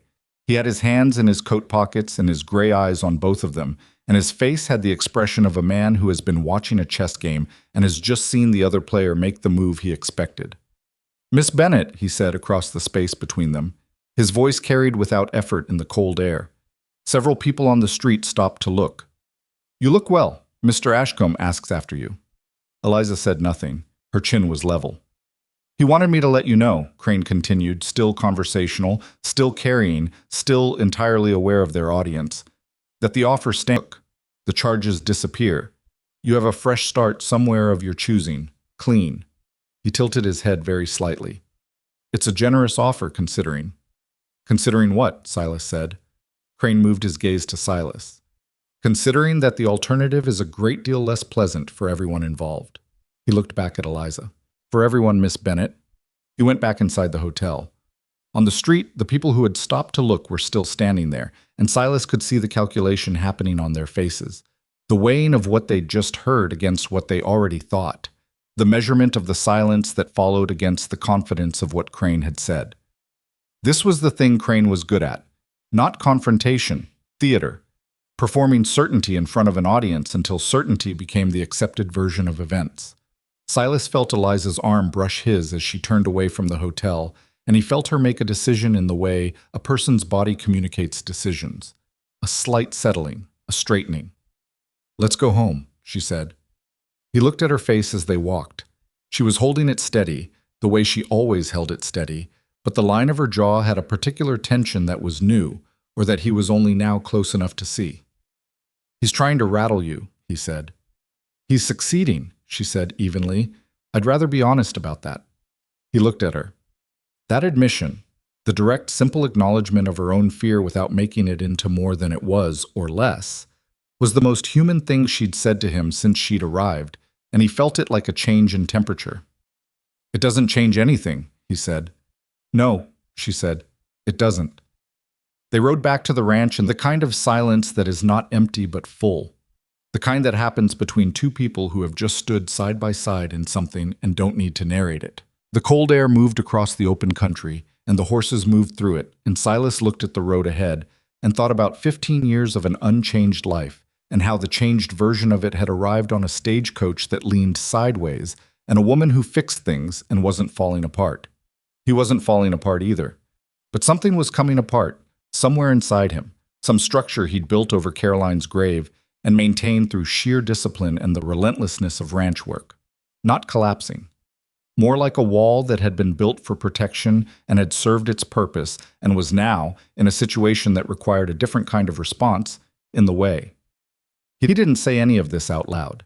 He wasn't built for saying it out loud, and she wasn't asking him to be. But when they got back to the ranch and he was unhitching the horses, and she was carrying the small supply bag in from the saddlebag, she stopped beside him briefly and said, "Thank you, for today." He looked at her. "For going to Crane," she said. "For going to Pruitt. For—" She stopped, made a small gesture that encompassed something larger than what she could finish the sentence with. "You didn't have to do any of it." He looked back at the horse. "I know," he said. She went inside. He stood there for a moment with his hand on the horse's flank, in the cold, in the quiet, and thought about what she'd just said. You didn't have to. He knew she meant it as gratitude. He also knew, standing there with the sky going gray above the mountains, that she was right. He hadn't had to. He had chosen to, which was a different thing, and the choosing had happened somewhere inside him before he'd consciously known he'd done it. That was the part that was worth examining. He put the horse up and went inside. Over dinner that evening, a quiet meal, both of them somewhat subdued by the morning, Silas said, without fully planning to, "I need to tell you something." She looked up. "I've been thinking since this morning," he said. He had his hands flat on the table, which she had noticed was something he did when he was about to say something he'd decided to commit to. About Crane, about Ashcombe, about what they're willing to do and how far they're willing to go. He met her eyes. Running isn't going to work. You tried 1,100 miles. They followed you. There is no town far enough, no property remote enough. He'll keep sending people. I know, she said quietly. So we need to change the ground, not the distance, he said. We need to make it so that coming after you costs him more than leaving you alone. The federal marshal, yes, but that takes time, and we have men in town right now. He looked at her, and I think we need to do something that changes the story people in Garnet Creek tell about you. Not because their opinion is what matters, but because Crane uses their opinion against you. He uses the uncertainty. If there's no uncertainty, he stopped. Because the thing he was about to say had just arrived in his mind with the clarity of something that had been forming below the surface for 3 weeks and had finally broken through. And it was larger than he'd anticipated, and he needed a moment to stand in it. Eliza was watching him with the careful attention she brought to everything. He said, I'm asking you to marry me. The kitchen was very quiet. The fire moved. Outside, the wind pressed against the house. She looked at him for a long moment, and her face, her carefully controlled face, went through something complicated and fast. Silas, she said. I know what I'm asking, he said. I know this isn't how it's supposed to happen. I know we've known each other 3 weeks, and that you came here under circumstances that weren't what either of us chose. He held her gaze. I'm not asking because I feel sorry for you. I'm not asking because of Crane. A pause, and in the pause something shifted in his voice, something underneath the flat practical surface that was real and unpolished and not entirely comfortable for him to expose. I'm asking because I have spent 3 weeks watching you fix things on this property and in this house and in the books, and some of those things were broken for a very long time, and I'm beginning to think the problem was always that I was doing them alone. He stopped. I'm better with you here. That's the truth. I'm asking you to stay. She did not answer immediately. She looked at her hands on the table, at the window, at the fire. This would protect me legally, she said, and it came out neither cold nor transactional. It came out careful, like a person making sure they understand all the pieces of something before they respond to it. It would complicate his ability to extradite you without your consent as an unmarried woman with no local standing, he said. Yes, but that's not the only reason you're asking. No, he said, it's not. She looked at him. He held her gaze with the same steadiness he'd been building for 3 weeks, and underneath the steadiness there was something that was not steady, something that was, in fact, the very opposite of the control he'd practiced for 15 years. She could see it. She was good at seeing things that people thought they were hiding. Yes, she said. He exhaled. Just slightly, not dramatically, just the kind of exhale that a man makes when a thing he didn't know he'd been holding releases. All right, he said. All right, she said. They sat there for a moment in the ordinary kitchen of the ordinary ranch house with the fire going and the wind outside, and neither of them moved to make it more than what it was, and somehow that was exactly right. 2 days later, on a Friday morning, they stood before Judge Harlan Marsh, who had ridden in from the next county on Emmett's urgent recommendation for reasons that Emmett had communicated with a discretion that was, for him, genuinely impressive. Walt Briggs was present. Emmett Dole was present. Hector Pruitt, to Silas's mild surprise, came too. Not because he'd been invited, but because he'd found out and had decided, without explaining himself, that his presence was appropriate. The ceremony was brief. Judge Marsh was a practical man who understood that brevity was not the enemy of gravity. He said what was required. Silas said what was required, in a voice that was flat and certain and slightly rough at the edges. Eliza said what was required in a voice that was steady and clear, and only once flickered into something less certain and more real. Walt produced 2 plain gold bands he had driven 40 miles to find, which was the most romantic thing anyone in the room would not mention for a long time. After, standing outside the courthouse in the cold, with the 4 men who had witnessed it, Eliza stood beside Silas and did not lean into him, and he did not put his arm around her because they were not built, either of them, for demonstrations, and because what had just happened was large enough that it didn't need ornament. What it needed was to get to Crane. It got to Crane within the hour, because Garnet Creek was Garnet Creek, and Emmett Dole was Emmett Dole. and by the time the newly married Hawthorns were riding back toward the ranch, the news had already reached the hotel. Silas and Eliza were still a quarter-mile from home when they heard hoofbeats behind them. Silas turned in the saddle. 3 horses. Crane and his 2 men, coming at a pace that was not quite running but was more than casual. The pace of a man who has just had a plan altered and is still deciding what the new plan is. Silas slowed his horse. Eliza slowed hers beside him. Crane pulled up 10 feet away. His face was composed, which Silas had learned to read as a sign of significant underlying displeasure. "Congratulations," Crane said, and the word contained everything it was meant to contain and nothing else. "Thank you," Silas said. A pause. Crane looked at Eliza, who met his gaze without expression. "This changes the paperwork," Crane said, "not the fundamental situation." "The fundamental situation," Silas said, "is that she's my wife. And whatever warrant you're carrying from Chicago applies to a Miss Eliza Bennett, who no longer exists in any legal sense. My wife's name is Eliza Hawthorne, and this is our road." He held Crane's gaze.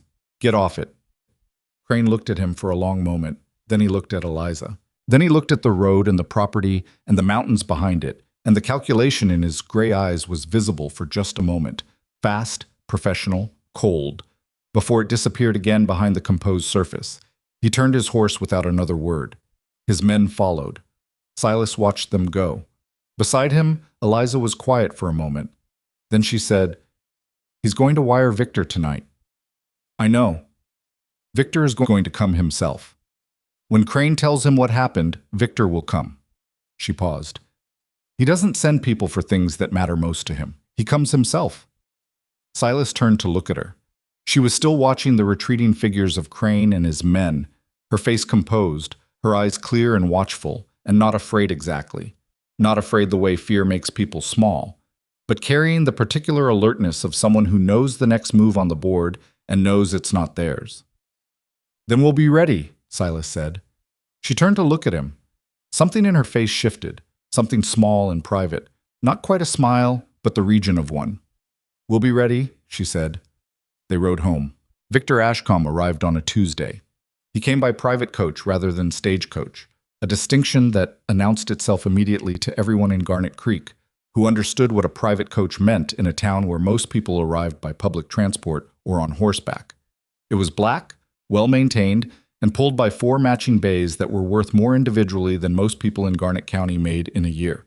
2 men rode alongside it. Crane, who had been waiting in the hotel for 6 days since the wedding, met it at the edge of town with the posture of a man reporting back to his commanding officer.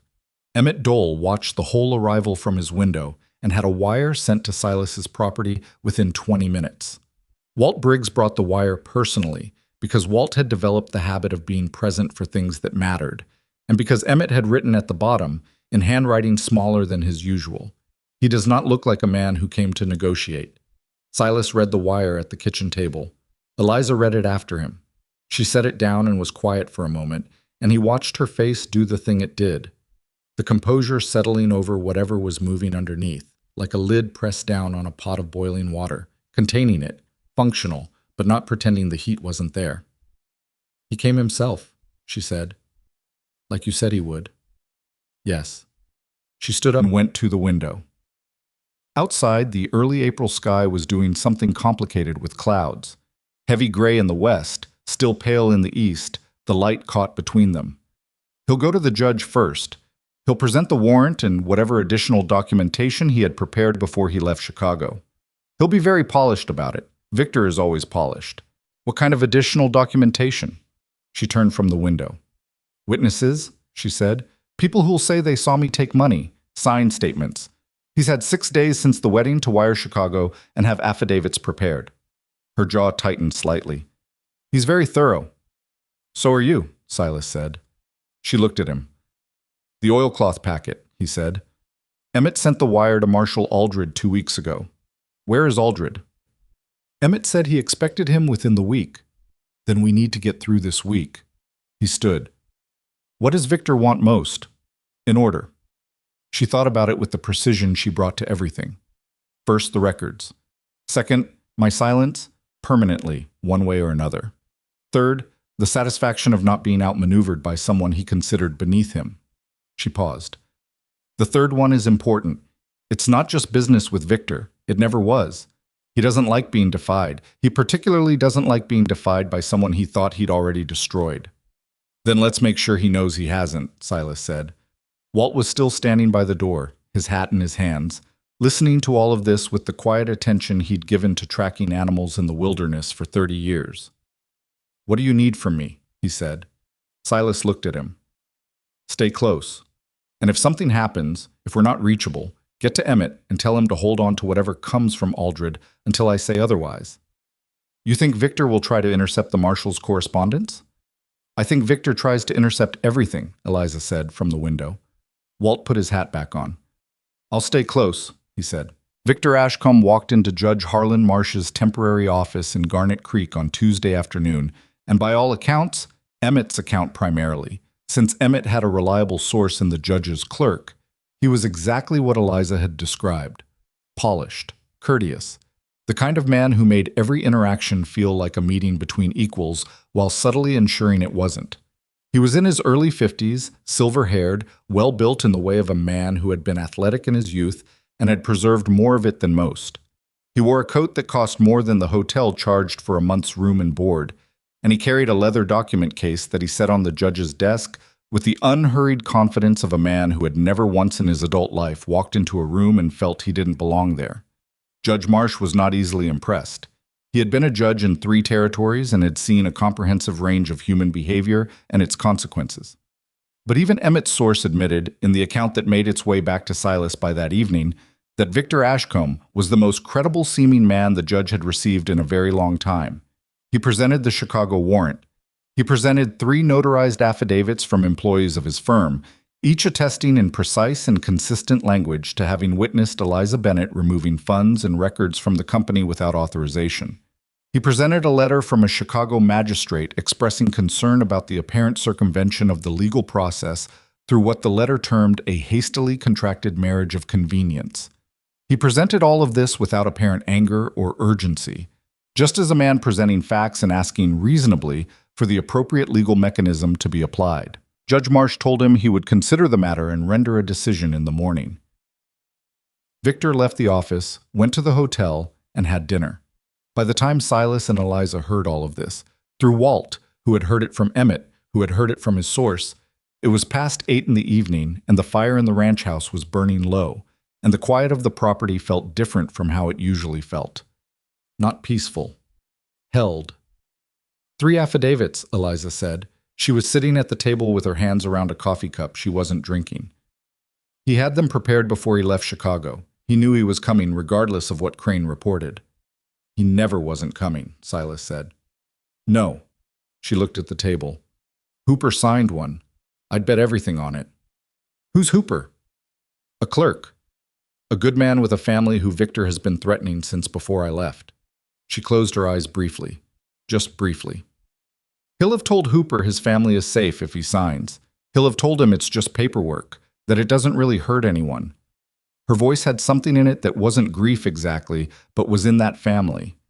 Hooper will have believed him because he needed to believe him. Silas looked at her. Can we get a statement from Hooper contradicting the affidavit?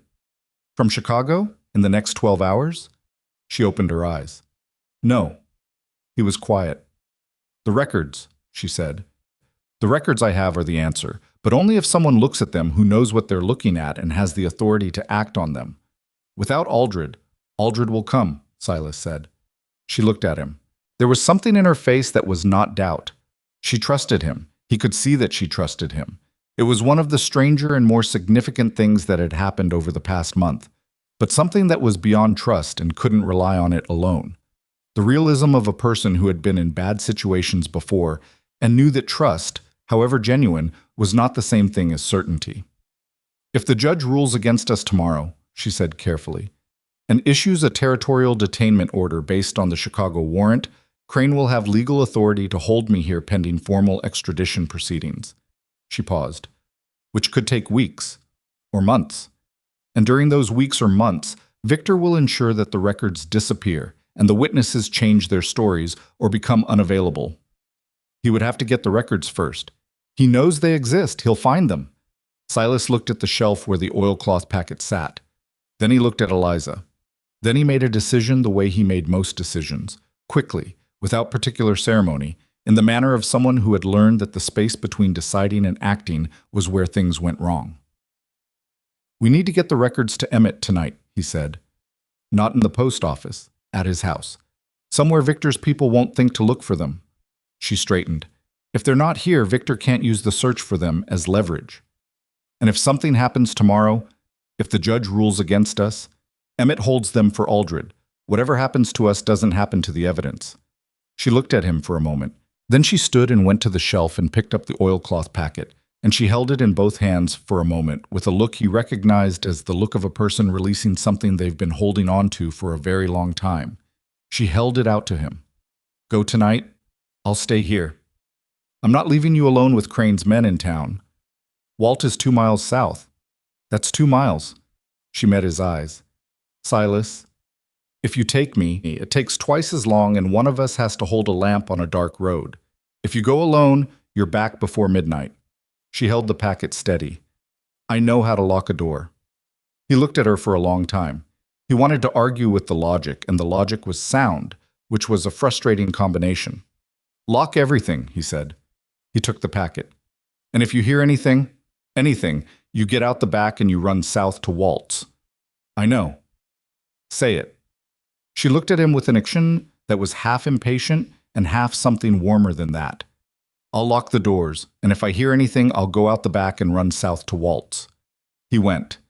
He was back by 11:30, and the house was dark and quiet and locked. And when he knocked and said his name, she opened the door in under 10 seconds, which told him she'd been awake and near the door, which he chose not to comment on. "Done?" she asked. "Emmett has them. He understood what he was holding and why. He came inside. He also told me something." She waited. "A wire came this afternoon. From Aldred. He'll be in Garnet Creek Thursday." She closed her eyes. 2 days. "We need to get through tomorrow's ruling," she said. Yes. They stood in the hallway of their own house in the near dark. The fire had burned down to coals, the only light coming from the red glow of them, and the word there had been true for less than a week, and Silas was still turning it over in his mind the way you turn over a stone and look at what it rests on. Their house. Their situation. The thing that had started as practicality and convenience and protection and had been, for some weeks now, quietly becoming something that none of those words were adequate for. "Get some sleep," he said. "You too," she said, which was practical advice delivered in a tone that was also, unmistakably, something close to caring. They went to their separate rooms, because they were two careful people who had not yet figured out what the new version of this arrangement looked like beyond the legal fact of it, and neither of them was in a hurry to figure it out wrong. Judge Marsh delivered his ruling at 10 o'clock Wednesday morning. Silas and Eliza were both present, along with Walt, along with Emmett, along with Hector Pruitt, who again had arrived without being specifically invited, and whose presence Silas was beginning to regard as a form of moral ballast. Victor Ashcombe was present, seated to the left of the room with Crane standing behind him. Two of the townspeople whose opinion carried social weight were also present. Silas recognized them and understood that Victor had ensured their presence, which was itself a form of theater. Judge Marsh came in, sat, looked at the room over his glasses with the expression of a man who has seen a great deal and is not surprised by the current configuration of it, and spoke.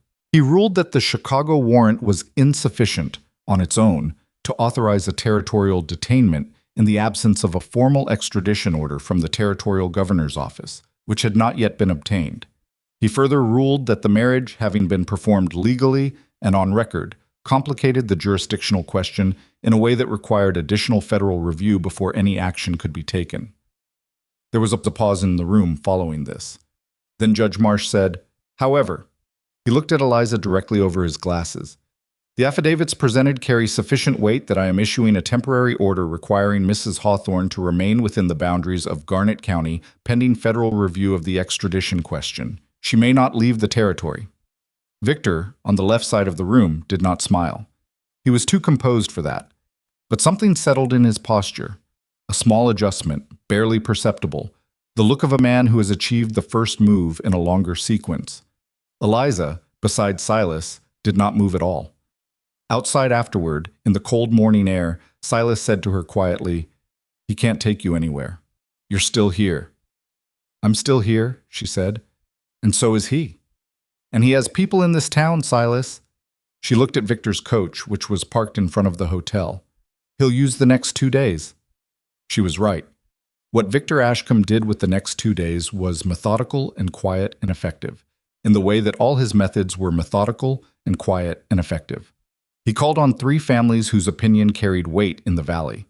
He had private conversations in the hotel dining room with 2 businessmen who supplied Silas's ranch with equipment on account. He arranged, through channels. Emmett could trace, but not quickly enough to stop, for a piece in the county paper, a small paper, distributed to the surrounding valley, that presented the Chicago warrant and the affidavits as established fact, and referred to the extradition matter as a formality soon to be resolved. By Wednesday evening, 2 of the families had stopped greeting Eliza by name when she passed.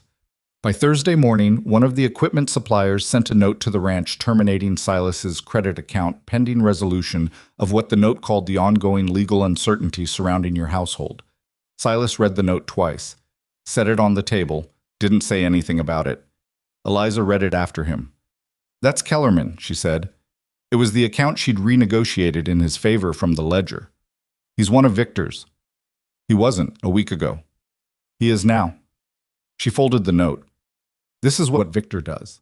He doesn't just attack the target. He removes the support structure around the target, cuts the lines, one at a time, until the person is standing alone and the isolation itself becomes the argument against them."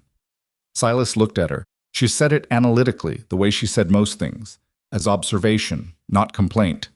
But she had gone slightly pale, and her hands on the table had a tension in them that the careful folding of the note hadn't quite resolved. "You've seen him do this before," he said. "To other people," she said. "I watched him do it from inside his organization. I didn't understand fully what I was watching at the time." She paused. "I do now." "Marshal Aldred arrives today," Silas said. "This afternoon." She nodded. She knew.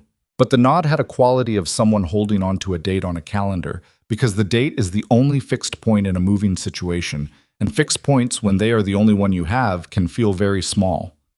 Aldred arrived at 3 in the afternoon, and he was not what Silas had pictured from Emmett's description.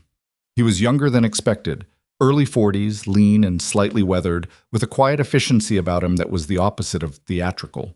He wore his federal marshal's badge the way working men wear their tools. Not prominently, just there because it was part of the job. He had 2 deputies with him who were similarly unimpressive in appearance and similarly capable-looking on closer inspection. He met with Emmett first, at Emmett's house, where the oilcloth packet was waiting in the drawer of Emmett's kitchen table. The meeting lasted 2 hours. Silas and Eliza waited at the ranch.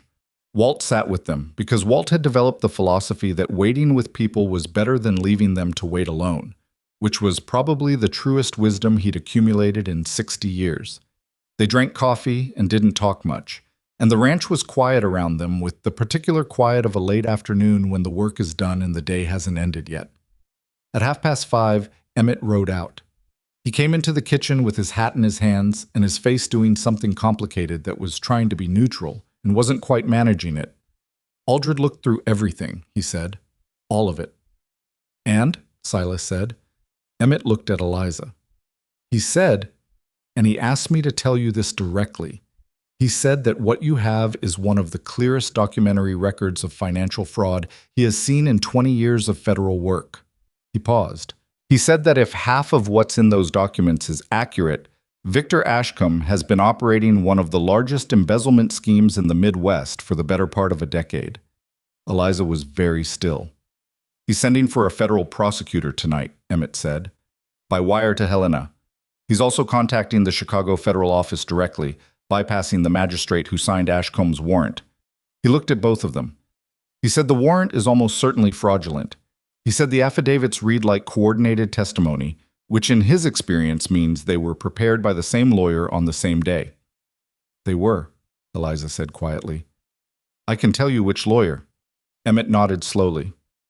"He wants to see you both tomorrow morning, early." The room was quiet for a moment. Then Walt said from his chair in the corner, "That's good news." It is, Silas said. Eliza looked at the table, then at the window, then at some middle distance that wasn't quite either. Silas watched her. He had learned, over a month, to read the difference between her silences. This one was not relief, or not only relief. It was the particular emotional state of a person who has been carrying something very heavy for a very long time and has just been told they can set it down. And the setting down is not simple because the weight has become part of how they hold themselves. He said very quietly so that only she could hear, "You did that, those records. You kept them when you could have left them. That's why this is possible." She looked at him. Her eyes were bright, and she blinked once, and the brightness was controlled back into the steadiness she wore like armor. "We did it," she said, and she said it the way she said things that she meant. Victor Ashcombe learned that a federal marshal was in Garnet Creek at approximately 7 o'clock that evening. Silas did not know exactly how Victor learned it. Emmett suspected one of the hotel staff had overheard something, but the effect was immediate and visible. By 7:30, Crane had gone to the livery and requested that his horses be prepared. By 8, Victor's private coach was brought around to the hotel entrance. But it was also 8 o'clock when Marshal Aldred, who was a thorough man and had anticipated exactly this development, had 2 of his deputies posted at the only roads out of Garnet Creek that a coach could travel in the dark. Victor Ashcombe was not, as it turned out, going anywhere. What happened next happened quickly and without the clean resolution that people later told each other it had. This was Victor's response. Not surrender and not negotiation, but a decision that if he could not escape the consequence, he would attempt, one final time, to destroy the evidence and the person who held it. It was Crane who came to the ranch. Not with Victor. Victor remained at the hotel, untouchable behind the thin wall of deniability that men like him always maintained between themselves and the things done in their name. Crane came with one of the other men at 9 in the evening, and they didn't knock. Silas heard them at the back of the barn, a sound that was wrong in the dark, wrong in a way that years of living alone had calibrated him to recognize. And he was out of bed and had his rifle in hand before he was fully awake, which was one of the practical advantages of 15 years of solitary ranch life. He went to Eliza's room first. She was awake. "I heard it," she said, already sitting up, already pulling her boots on. "Go to Walt's," he said. "Now. Out the front, circle wide around the east field. They'll have someone watching the front." He stopped. She was right. Crane was careful. He had 2 men. He would not leave the front unwatched. "The root cellar," he said. It was under the kitchen floor, accessible through a hatch that was covered by the table. "Get in. Stay quiet." She looked at him. "Eliza." "Don't get shot," she said, and went to the kitchen. He went out the back. The man in the barn was not being subtle. He was working with something, and when Silas's eyes adjusted, he understood what. A small fire, not yet built, dry hay being placed against the wooden wall of the east stall, with the particular deliberateness of someone building something that's meant to catch and spread. Silas said, "Stop." The man turned around. He was one of Crane's, the younger of the 2 who'd accompanied him from Chicago. He was fast. Silas had to give him that.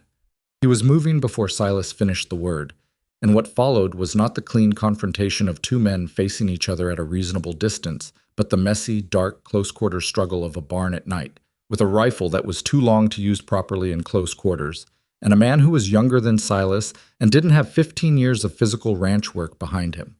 Silas had 15 years of physical ranch work behind him. It didn't go elegantly. There was a period during which Silas was fairly certain his left ribs had sustained some damage, and a longer period during which the other man was going to have trouble standing up without assistance for the next several hours. The hay that had been placed against the wall had not yet been lit, and Silas stamped on the small pile of it until he was certain it was not going to light. He came back into the house through the kitchen, breathing harder than he wanted to admit, one hand pressed against his left side. Eliza was at the table. She had not gone into the cellar. "The cellar," he said. "I heard it stop," she said. She stood and looked at his hand pressed against his ribs. "How bad?" "I'll tell you when I know." He looked around the kitchen. Crane. He hasn't come. Which meant Crane was waiting, or had changed his plan, or was at the front of the house while Silas had been at the back. The sound from the front room was not subtle. It was the sound of a window being forced, a frame that resisted and then didn't. Silas moved to the hallway, and Crane was coming through the front window, and Crane was bigger than Silas had registered from their conversations. And he had something in his hand that wasn't a firearm, but was effective at close range, and the hallway was narrow. What happened in that hallway was the ugliest 2 minutes of Silas Hawthorne's life, which was saying something because his life had contained several ugly periods. He took 2 significant blows from Crane's weapon, a weighted leather blackjack, one on the shoulder and one that glanced off the side of his head and made the hallway bright for a moment in a way that had nothing to do with light. He hit the wall. He did not go down. He did not go down because somewhere in the small functional part of his mind that was still operating, he was thinking about Eliza in the kitchen behind him, and the part of him that had spent a month watching her fix things and manage things and hold herself together through things that would have unmade many people. That part was not interested in going down. Crane swung again. Silas moved wrong and got hit wrong, and the blackjack connected with his already injured ribs, and the pain was extraordinary and clarifying. Then there was a sound, a solid, specific sound, and Crane went down. Behind him, in the hallway entrance from the kitchen, Eliza was standing with the cast iron skillet from the stove. It was heavy, well-made, and she had swung it with both hands in considerable accuracy. Crane was face down on the hallway floor. Eliza looked at Silas. Silas looked at Eliza. There was a pause. "The skillet," he said. "It was within reach," she said. He looked down at Crane and then back at her. "You hit him very hard." "Yes." She set the skillet down against the wall with a care that was slightly at odds with what she'd just done with it. "Are you all right?" "Not entirely," he said honestly. She crossed the hallway and put her hand on his ribs, lightly, on the injured side, and he made a sound that he immediately controlled. "Sit down," she said. "Crane is not going anywhere under his own power," she said. "Sit down."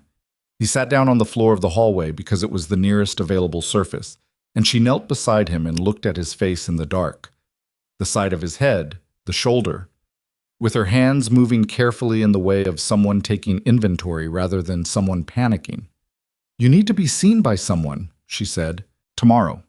Tonight." "Tomorrow," he said. "Tonight I need you to go to the window and tell me if you can see anything moving out front." She looked at him for a moment. Then she stood and went to the front room window and looked out for a long count, and came back and said, "Nothing." He exhaled. They sat in the hallway for a while, both of them against the wall, Crane unconscious between them, the house quiet around them. Outside, the Montana night was doing what it always did, wide and dark and indifferent to what happened in the small lit spaces that humans built inside it.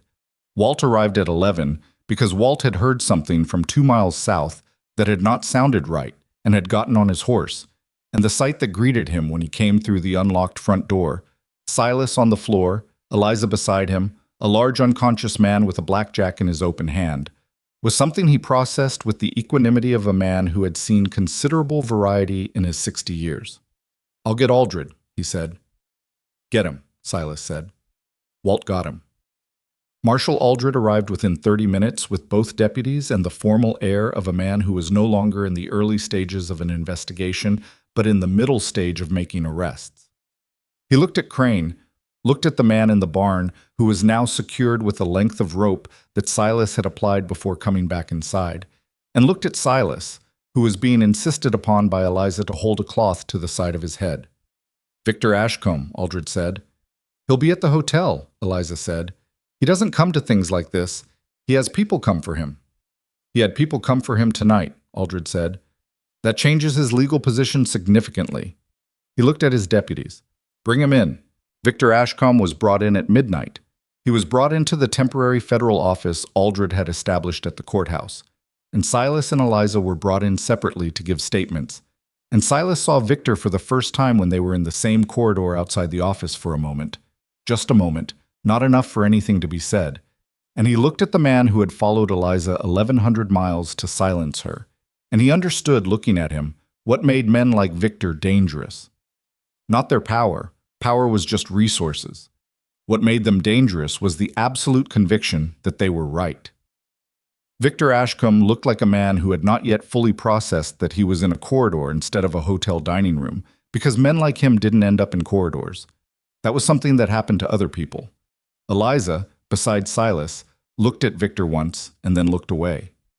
Victor looked at her, just for a moment, with an expression that Silas could not easily categorize. Not anger, not fear, something older than both. The look of a man who has realized he miscalculated and is already, behind the composed surface, beginning to rebuild. Then Aldred's deputy moved Victor through a door and the corridor was empty. Eliza let out a breath.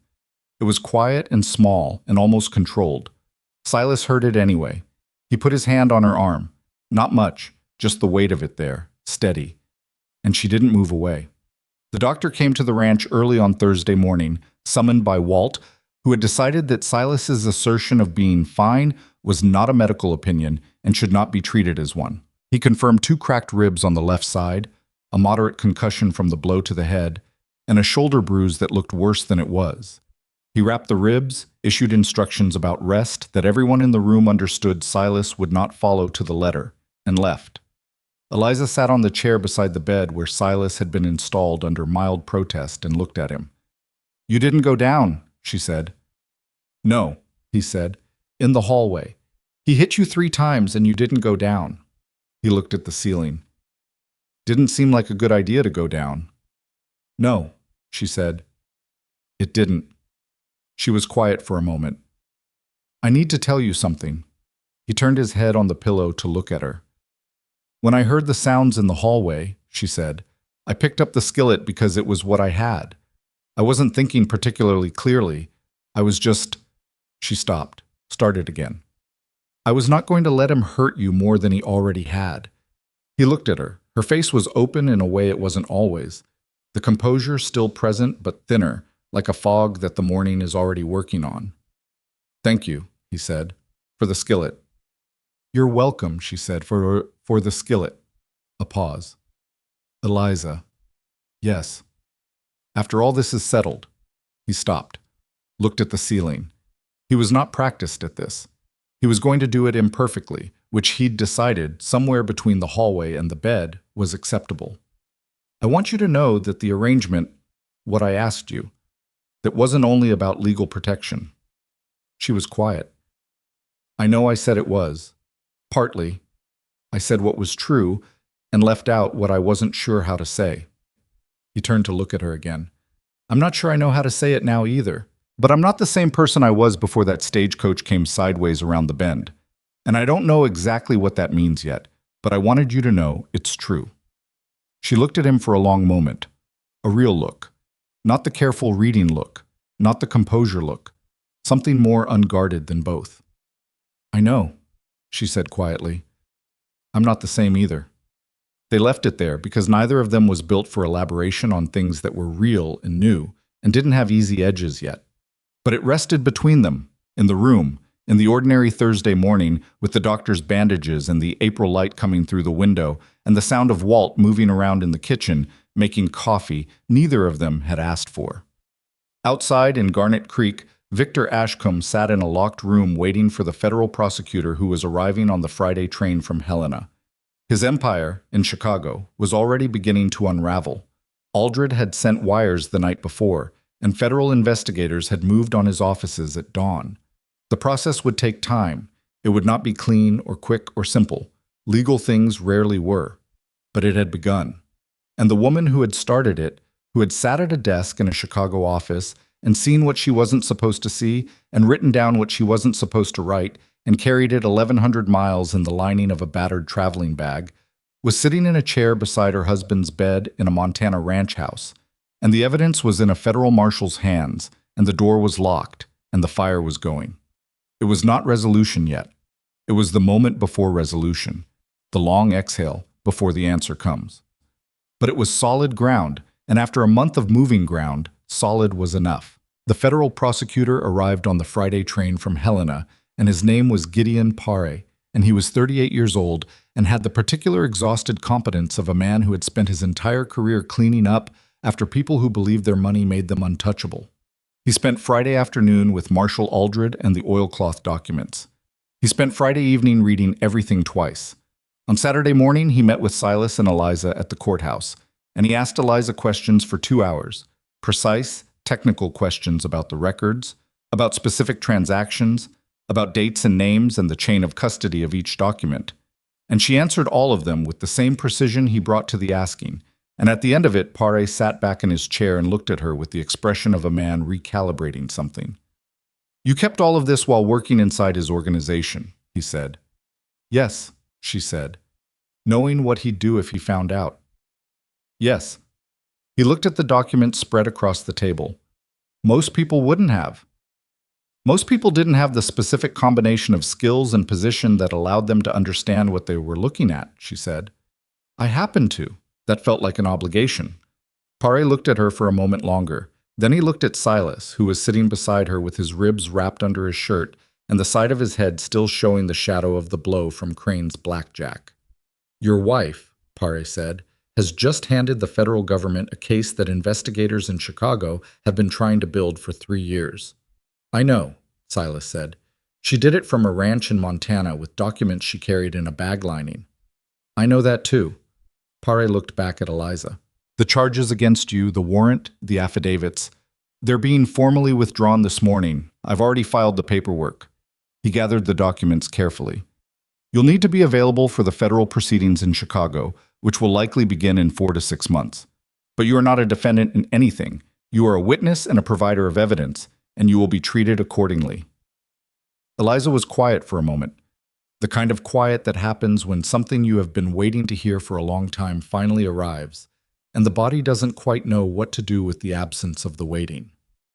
"Victor," she said, "is being transferred to federal custody in Helena today. His assets have been frozen pending investigation. His legal team is already engaged, which means this will take time, but—" Pare paused. "The documents you kept are precise.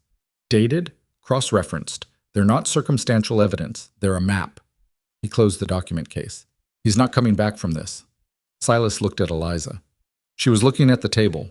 Her hands were flat on the surface, very still, and he could see the movement in her face.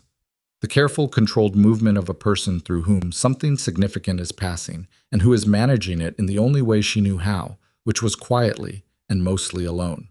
He put his hand over hers on the table. She turned her hand over and held his, briefly, with a grip that was firmer than necessary and lasted about 4 seconds, and then she released it and sat up straight and said to Pare, "What do you need from us next?" Pare almost smiled. "Nothing immediately. I'll be in contact through Marshal Aldred as the proceedings develop." He stood. "Go home, Mrs. Hawthorne. Get some rest." They went home. The ride back from Garnet Creek was quiet, the way their good silences were quiet.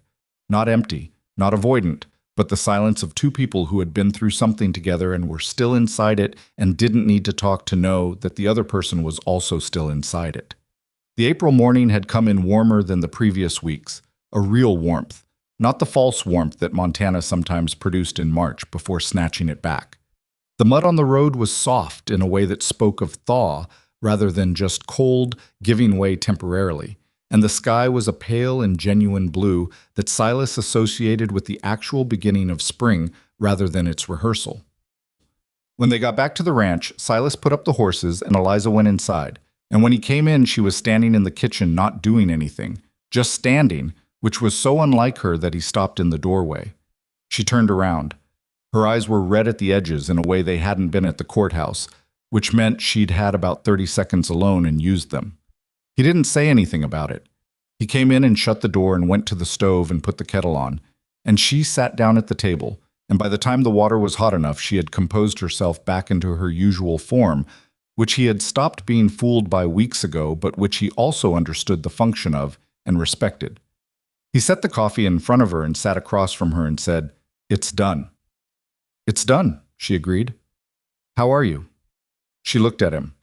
It was a simple question, and he'd asked it plainly, and she considered it seriously rather than giving the automatic answer that the question usually produced in polite society. "I don't know yet," she said. "I've been moving toward this for 8 months, since I left Chicago. I've been pointed at it, like a compass toward north." She wrapped her hands around the cup. "I'm not sure I know how to not be pointed at it." "You'll find out," he said. "I suppose I will." She looked at the kitchen, at the stove, the shelf, the window, the table, at the room she'd been inhabiting for 4 weeks, and that had become, somewhere in the middle of those 4 weeks, something she thought of without realizing it as hers. "What about you?" What about me? You had a life before the stagecoach came sideways, she said. A life you'd arranged a particular way. Alone. On purpose. He thought about this honestly, which was what she asked for when she asked things. Not the reflexive answer, not the comfortable answer, but the actual one. I had a routine, he said. I called it a life. It kept the ranch running, and it kept me moving through days in an order that made sense. He looked at the table. I wasn't. He stopped. Started again, because the thing he was trying to say had edges that kept slipping. I stopped expecting anything to change, he said. Not because I decided to. Because expecting things and not getting them is its own kind of damage after a while, and I'd had enough of the damage, so I stopped. He looked up at her. You made it impossible to keep not expecting things. She looked at him for a moment. I'm not sure if that's a complaint. It's not, he said. Outside, the wind moved through the yard, and the sound of it against the house was different from how it had sounded in January. Less aggressive, more passing through than pushing against. The ranch was doing what it did in spring, which was begin again without fanfare, the way the land did everything, without asking permission or announcing itself, just proceeding. Walt is going to say something insufferable, Eliza said. Walt is going to say I told you so without saying I told you so, which is worse. He did tell you so. He did, Silas admitted. He was wrong to do it the way he did it, and he was right about the underlying argument, which is a genuinely annoying combination. She almost smiled. You should tell him that. He knows. Tell him anyway. People who do something right for the right reasons, even if they do it wrong, deserve to hear it directly. He looked at her. Speaking from experience? Speaking from experience, she said. He nodded slowly. I'll tell him. The legal aftermath of Victor Ashcombe's arrest was not swift, and it was not clean, and it proceeded the way federal proceedings proceeded, in fits and starts, with long silences between significant developments, conducted mostly through correspondence and through Pare's periodic wires to Aldred that Emmett relayed to the ranch. The case was complex because Victor's financial structure was complex, designed specifically to be complex, the kind of labyrinthine arrangement that required months of accounting work to untangle. His lawyers were expensive and skilled and argued every point that could be argued. But the documents were what Pare had said they were, a map. And maps, in the hands of people who knew how to use them, tended to lead where they led regardless of the obstacles placed between the starting point and the destination. In June, 3 of Victor's associates in Chicago, including a man named Hooper, a clerk with 3 children and a conscience that had apparently survived what Victor had done to it, came forward voluntarily to provide testimony that contradicted the affidavits they had previously signed. Hooper's statement, which Pare shared with Eliza in summary through Aldred, said essentially that he had signed what he had been told to sign because he had been frightened, and that he was not willing to let a woman be destroyed in court on the basis of a lie he had told under duress. Eliza read the summary of Hooper's statement at the kitchen table on a warm June evening, and she read it twice, and then she folded it and put it in the inside pocket of the coat she no longer wore much because it was summer, and she had, by June, acquired other clothes, a fact that had happened gradually and without ceremony, the way most real changes happen. Silas, across the table, watched her fold the paper. "Hooper?" he said. "He came forward," she said. She patted the pocket. "He was afraid and he told the truth anyway. That's harder than not being afraid and telling it."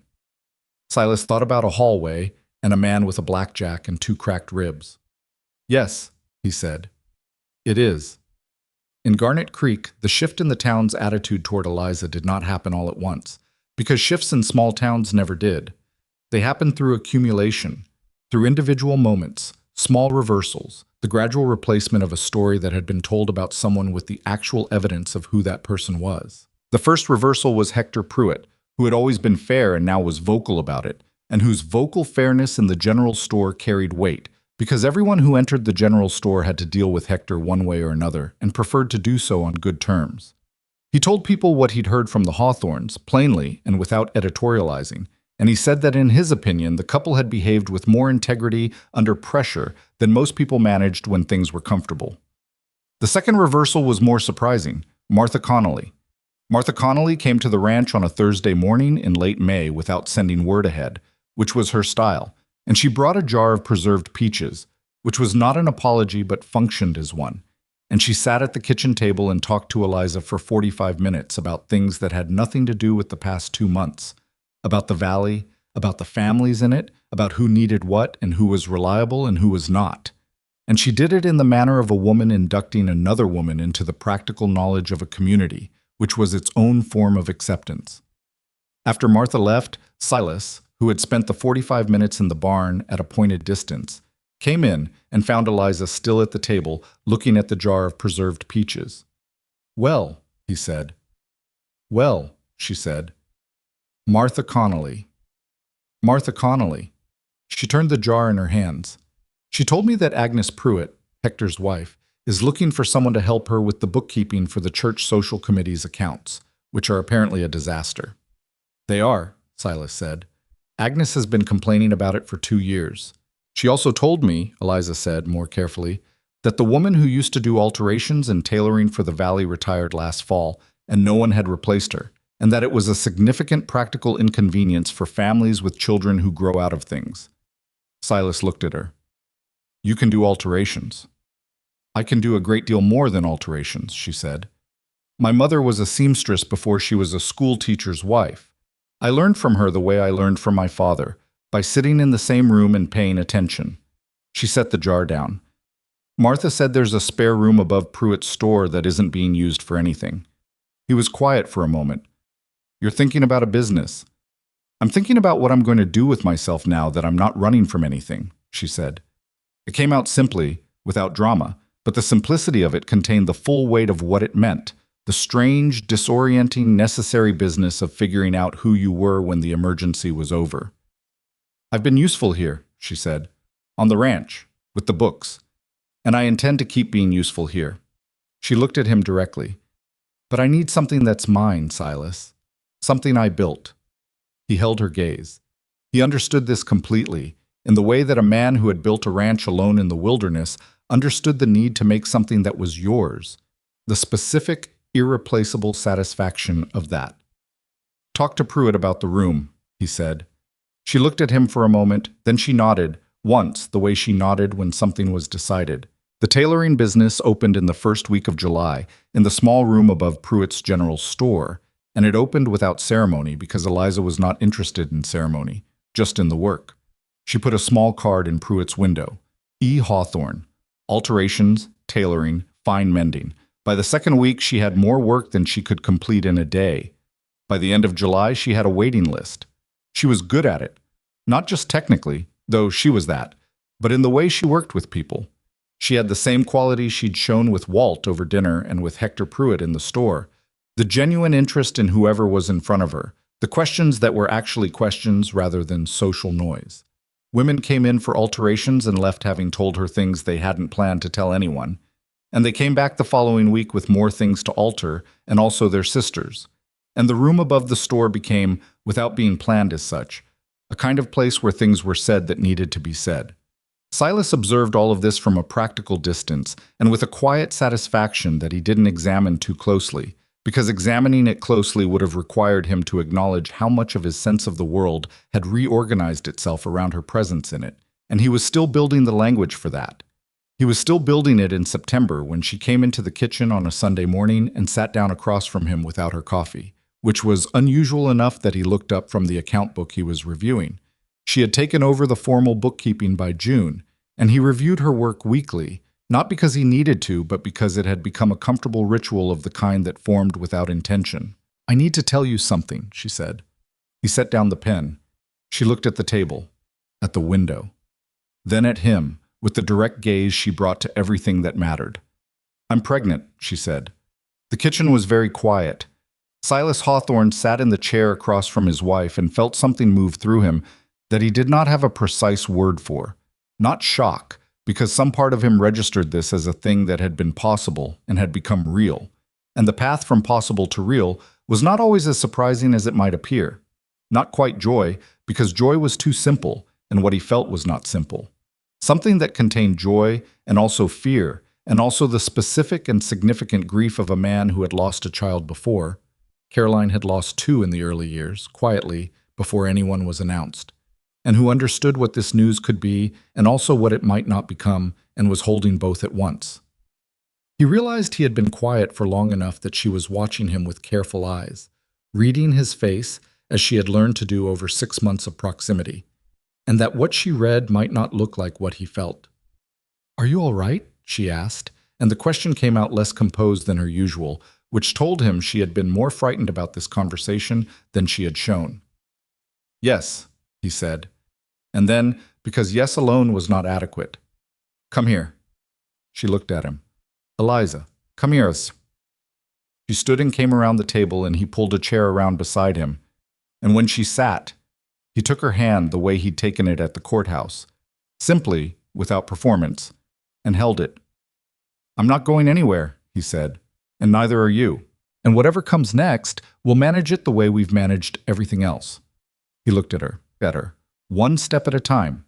She looked at his face. Whatever she was reading there, it seemed to satisfy the question she'd been asking. "I'm frightened," she said. It came out plainly, without the careful control. Just the actual fact of it. "So am I," he said. "That's probably appropriate." She made a sound that was almost a laugh. Not quite, but close. He kept holding her hand. Outside, the September morning was doing what September mornings did in Montana, sharp and gold and moving fast toward the afternoon, the kind of day that reminded you the year had a direction and was committed to it. The ranch had changed over the summer in the accumulating way that places change when they are actually inhabited rather than merely maintained. There were flower boxes at the front window that Eliza had planted in June. Practical ones, herbs mostly, but one with something that bloomed. The barn had its full complement of repairs. The books were balanced. The fences were sound.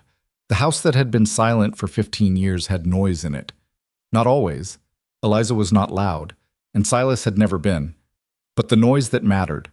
The sound of two people moving around the same space, negotiating it, occasionally colliding in the narrow kitchen doorway and stepping around each other with the automatic choreography of people who know where the other person is.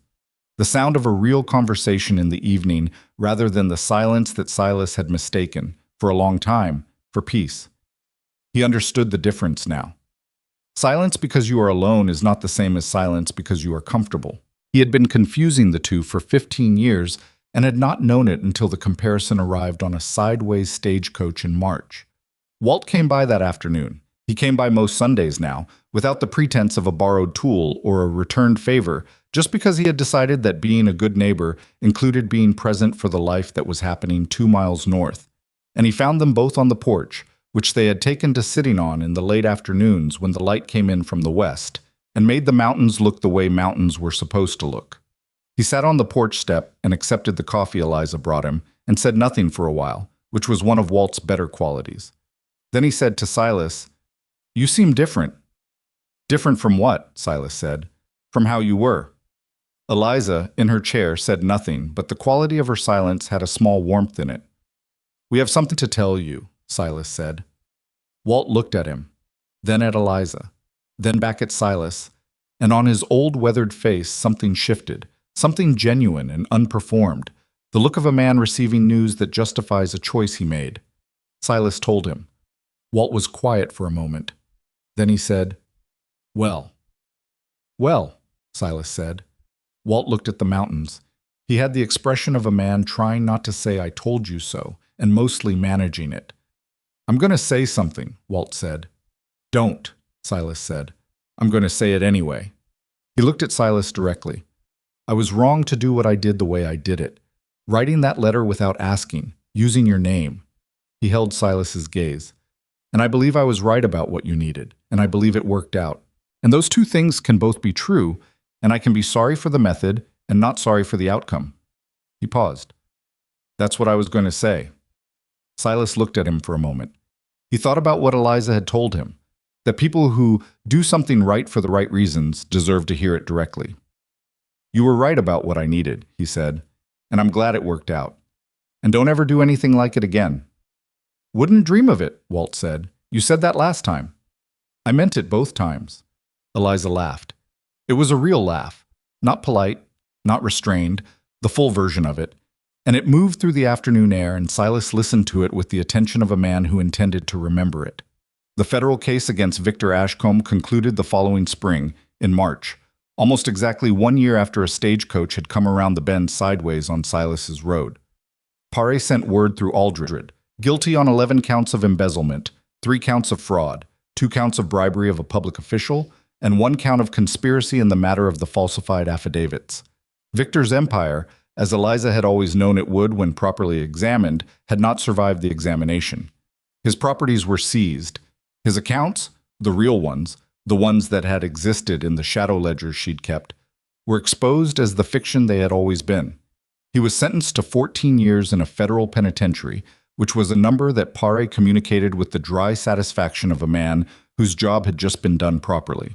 Crane received 3 years for his role in the events of that April night in the hallway. Eliza read Paré's letter at the kitchen table, which was where she read most important things, because the kitchen table had become the fixed point of their life together. The place where decisions were made and news was received and coffee was drunk and accounts were reviewed and hard conversations happened and ordinary ones did too. She read it and set it down and sat for a moment. Then she went to the window that faced north, where the mountains were white-capped still, in March. But the lower slopes were beginning their slow relinquishment of snow, and she looked at them for a while. Silas came in from the barn. She heard him at the door, heard him hang up his coat, and he came into the kitchen and saw her at the window, and saw the letter on the table, and picked it up and read it. He came to stand beside her at the window. They looked at the mountains together. "Is it what you needed?" he said. She thought about this. Not what did you feel, which was a question he was still learning to ask. He was getting better at it, but it was a new skill and he practiced it the way he practiced new skills, carefully and imperfectly. But what did you need, which was the version of the question he had always been able to ask, because it was concrete and answerable and pointed at something real. "Yes," she said, "not because of him. He's not the point anymore." She looked at the mountains. "The point is that it's settled. The record is settled. What I know and what I did, it's settled into the record correctly." She paused. "That was the thing I needed. Not his punishment, the correction." He looked at her profile. She was 6 months along, visible now, and she had not become someone different in pregnancy, still precise, still direct, still fixing things, and running the tailoring business, and managing the books. But there was something in her that had opened by degrees over the past year, something that had been held very tight for a very long time, and was slowly, carefully, learning to trust that it didn't have to be. He had his own version of that process.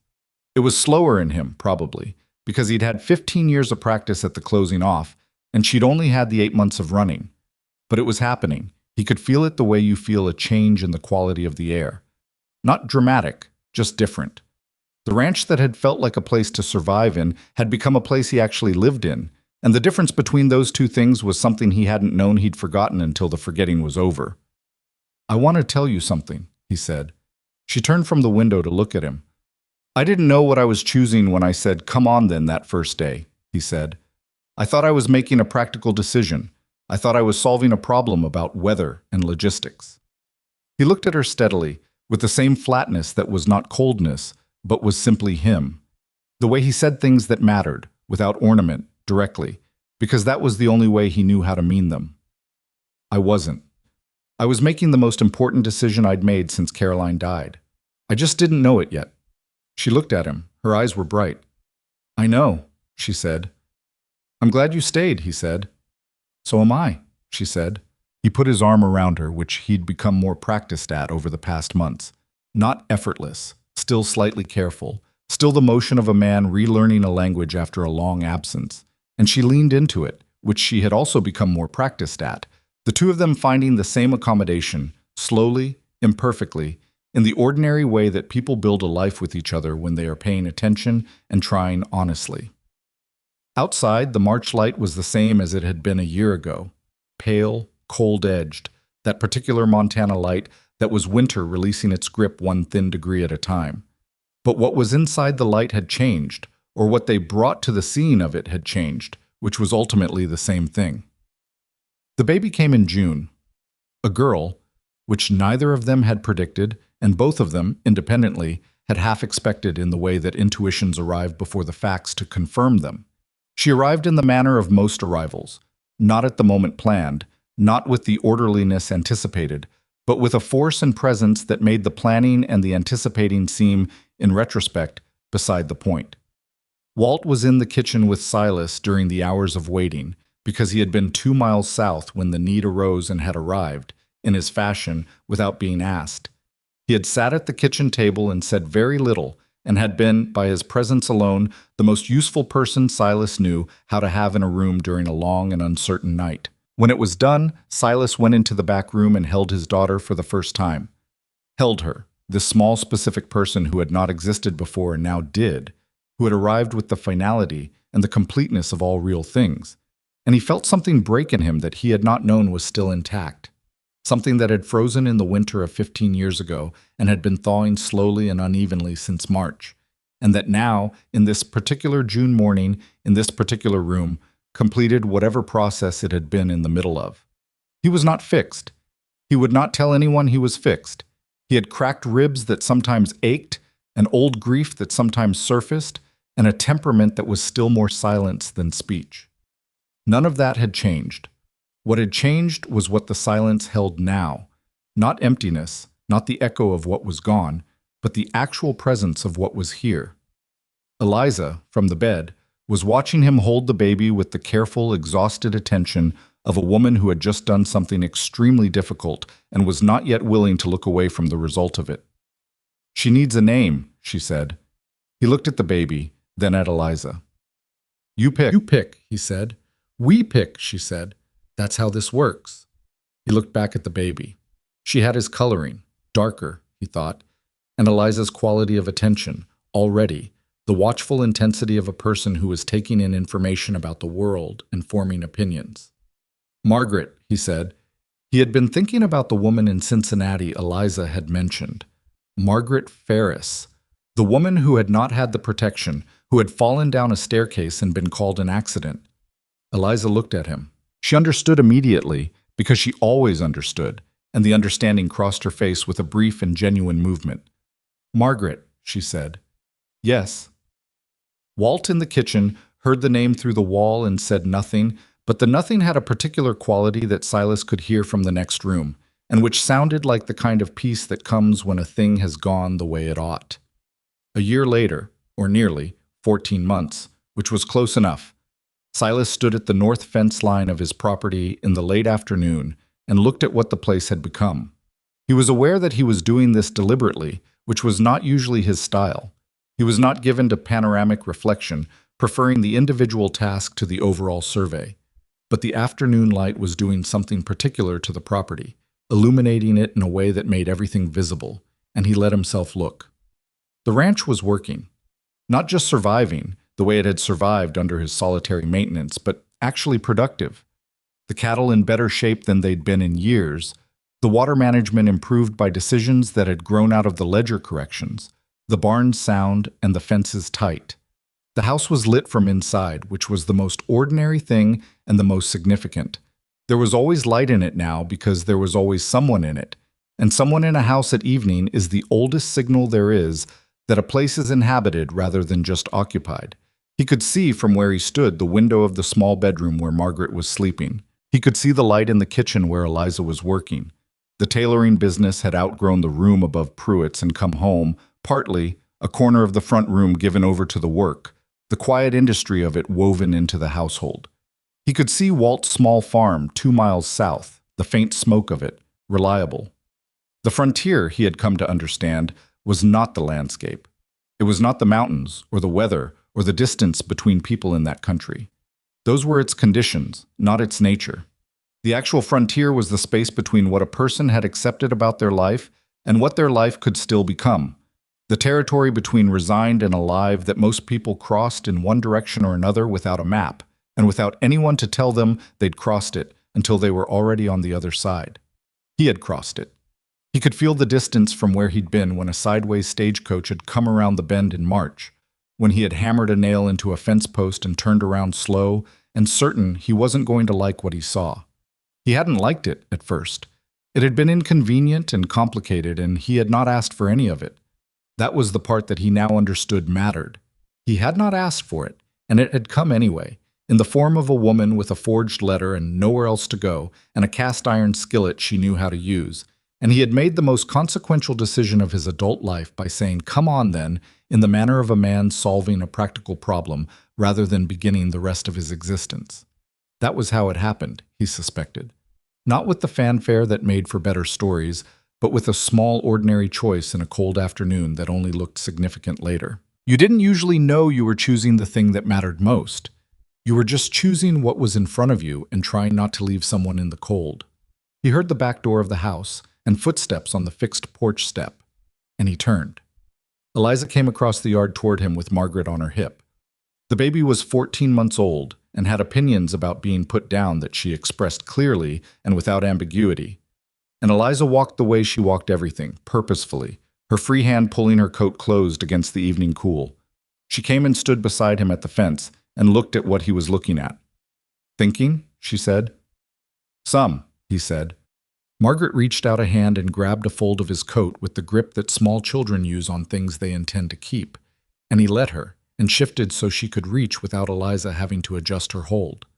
They stood at the fence in the late light, the three of them, looking at the property that a forged letter and a broken stagecoach and a woman with nowhere to go, and a man who hadn't yet understood that refusing to want things wasn't the same as being at peace had built together out of accident and stubbornness, and the slow and imperfect and genuinely human work of choosing each other, again, in ordinary ways, every ordinary day. The mountains to the west held the last of the light. The grass was green in the pasture, really green, the June green that Montana held for a brief and serious time before the summer dried it back to gold.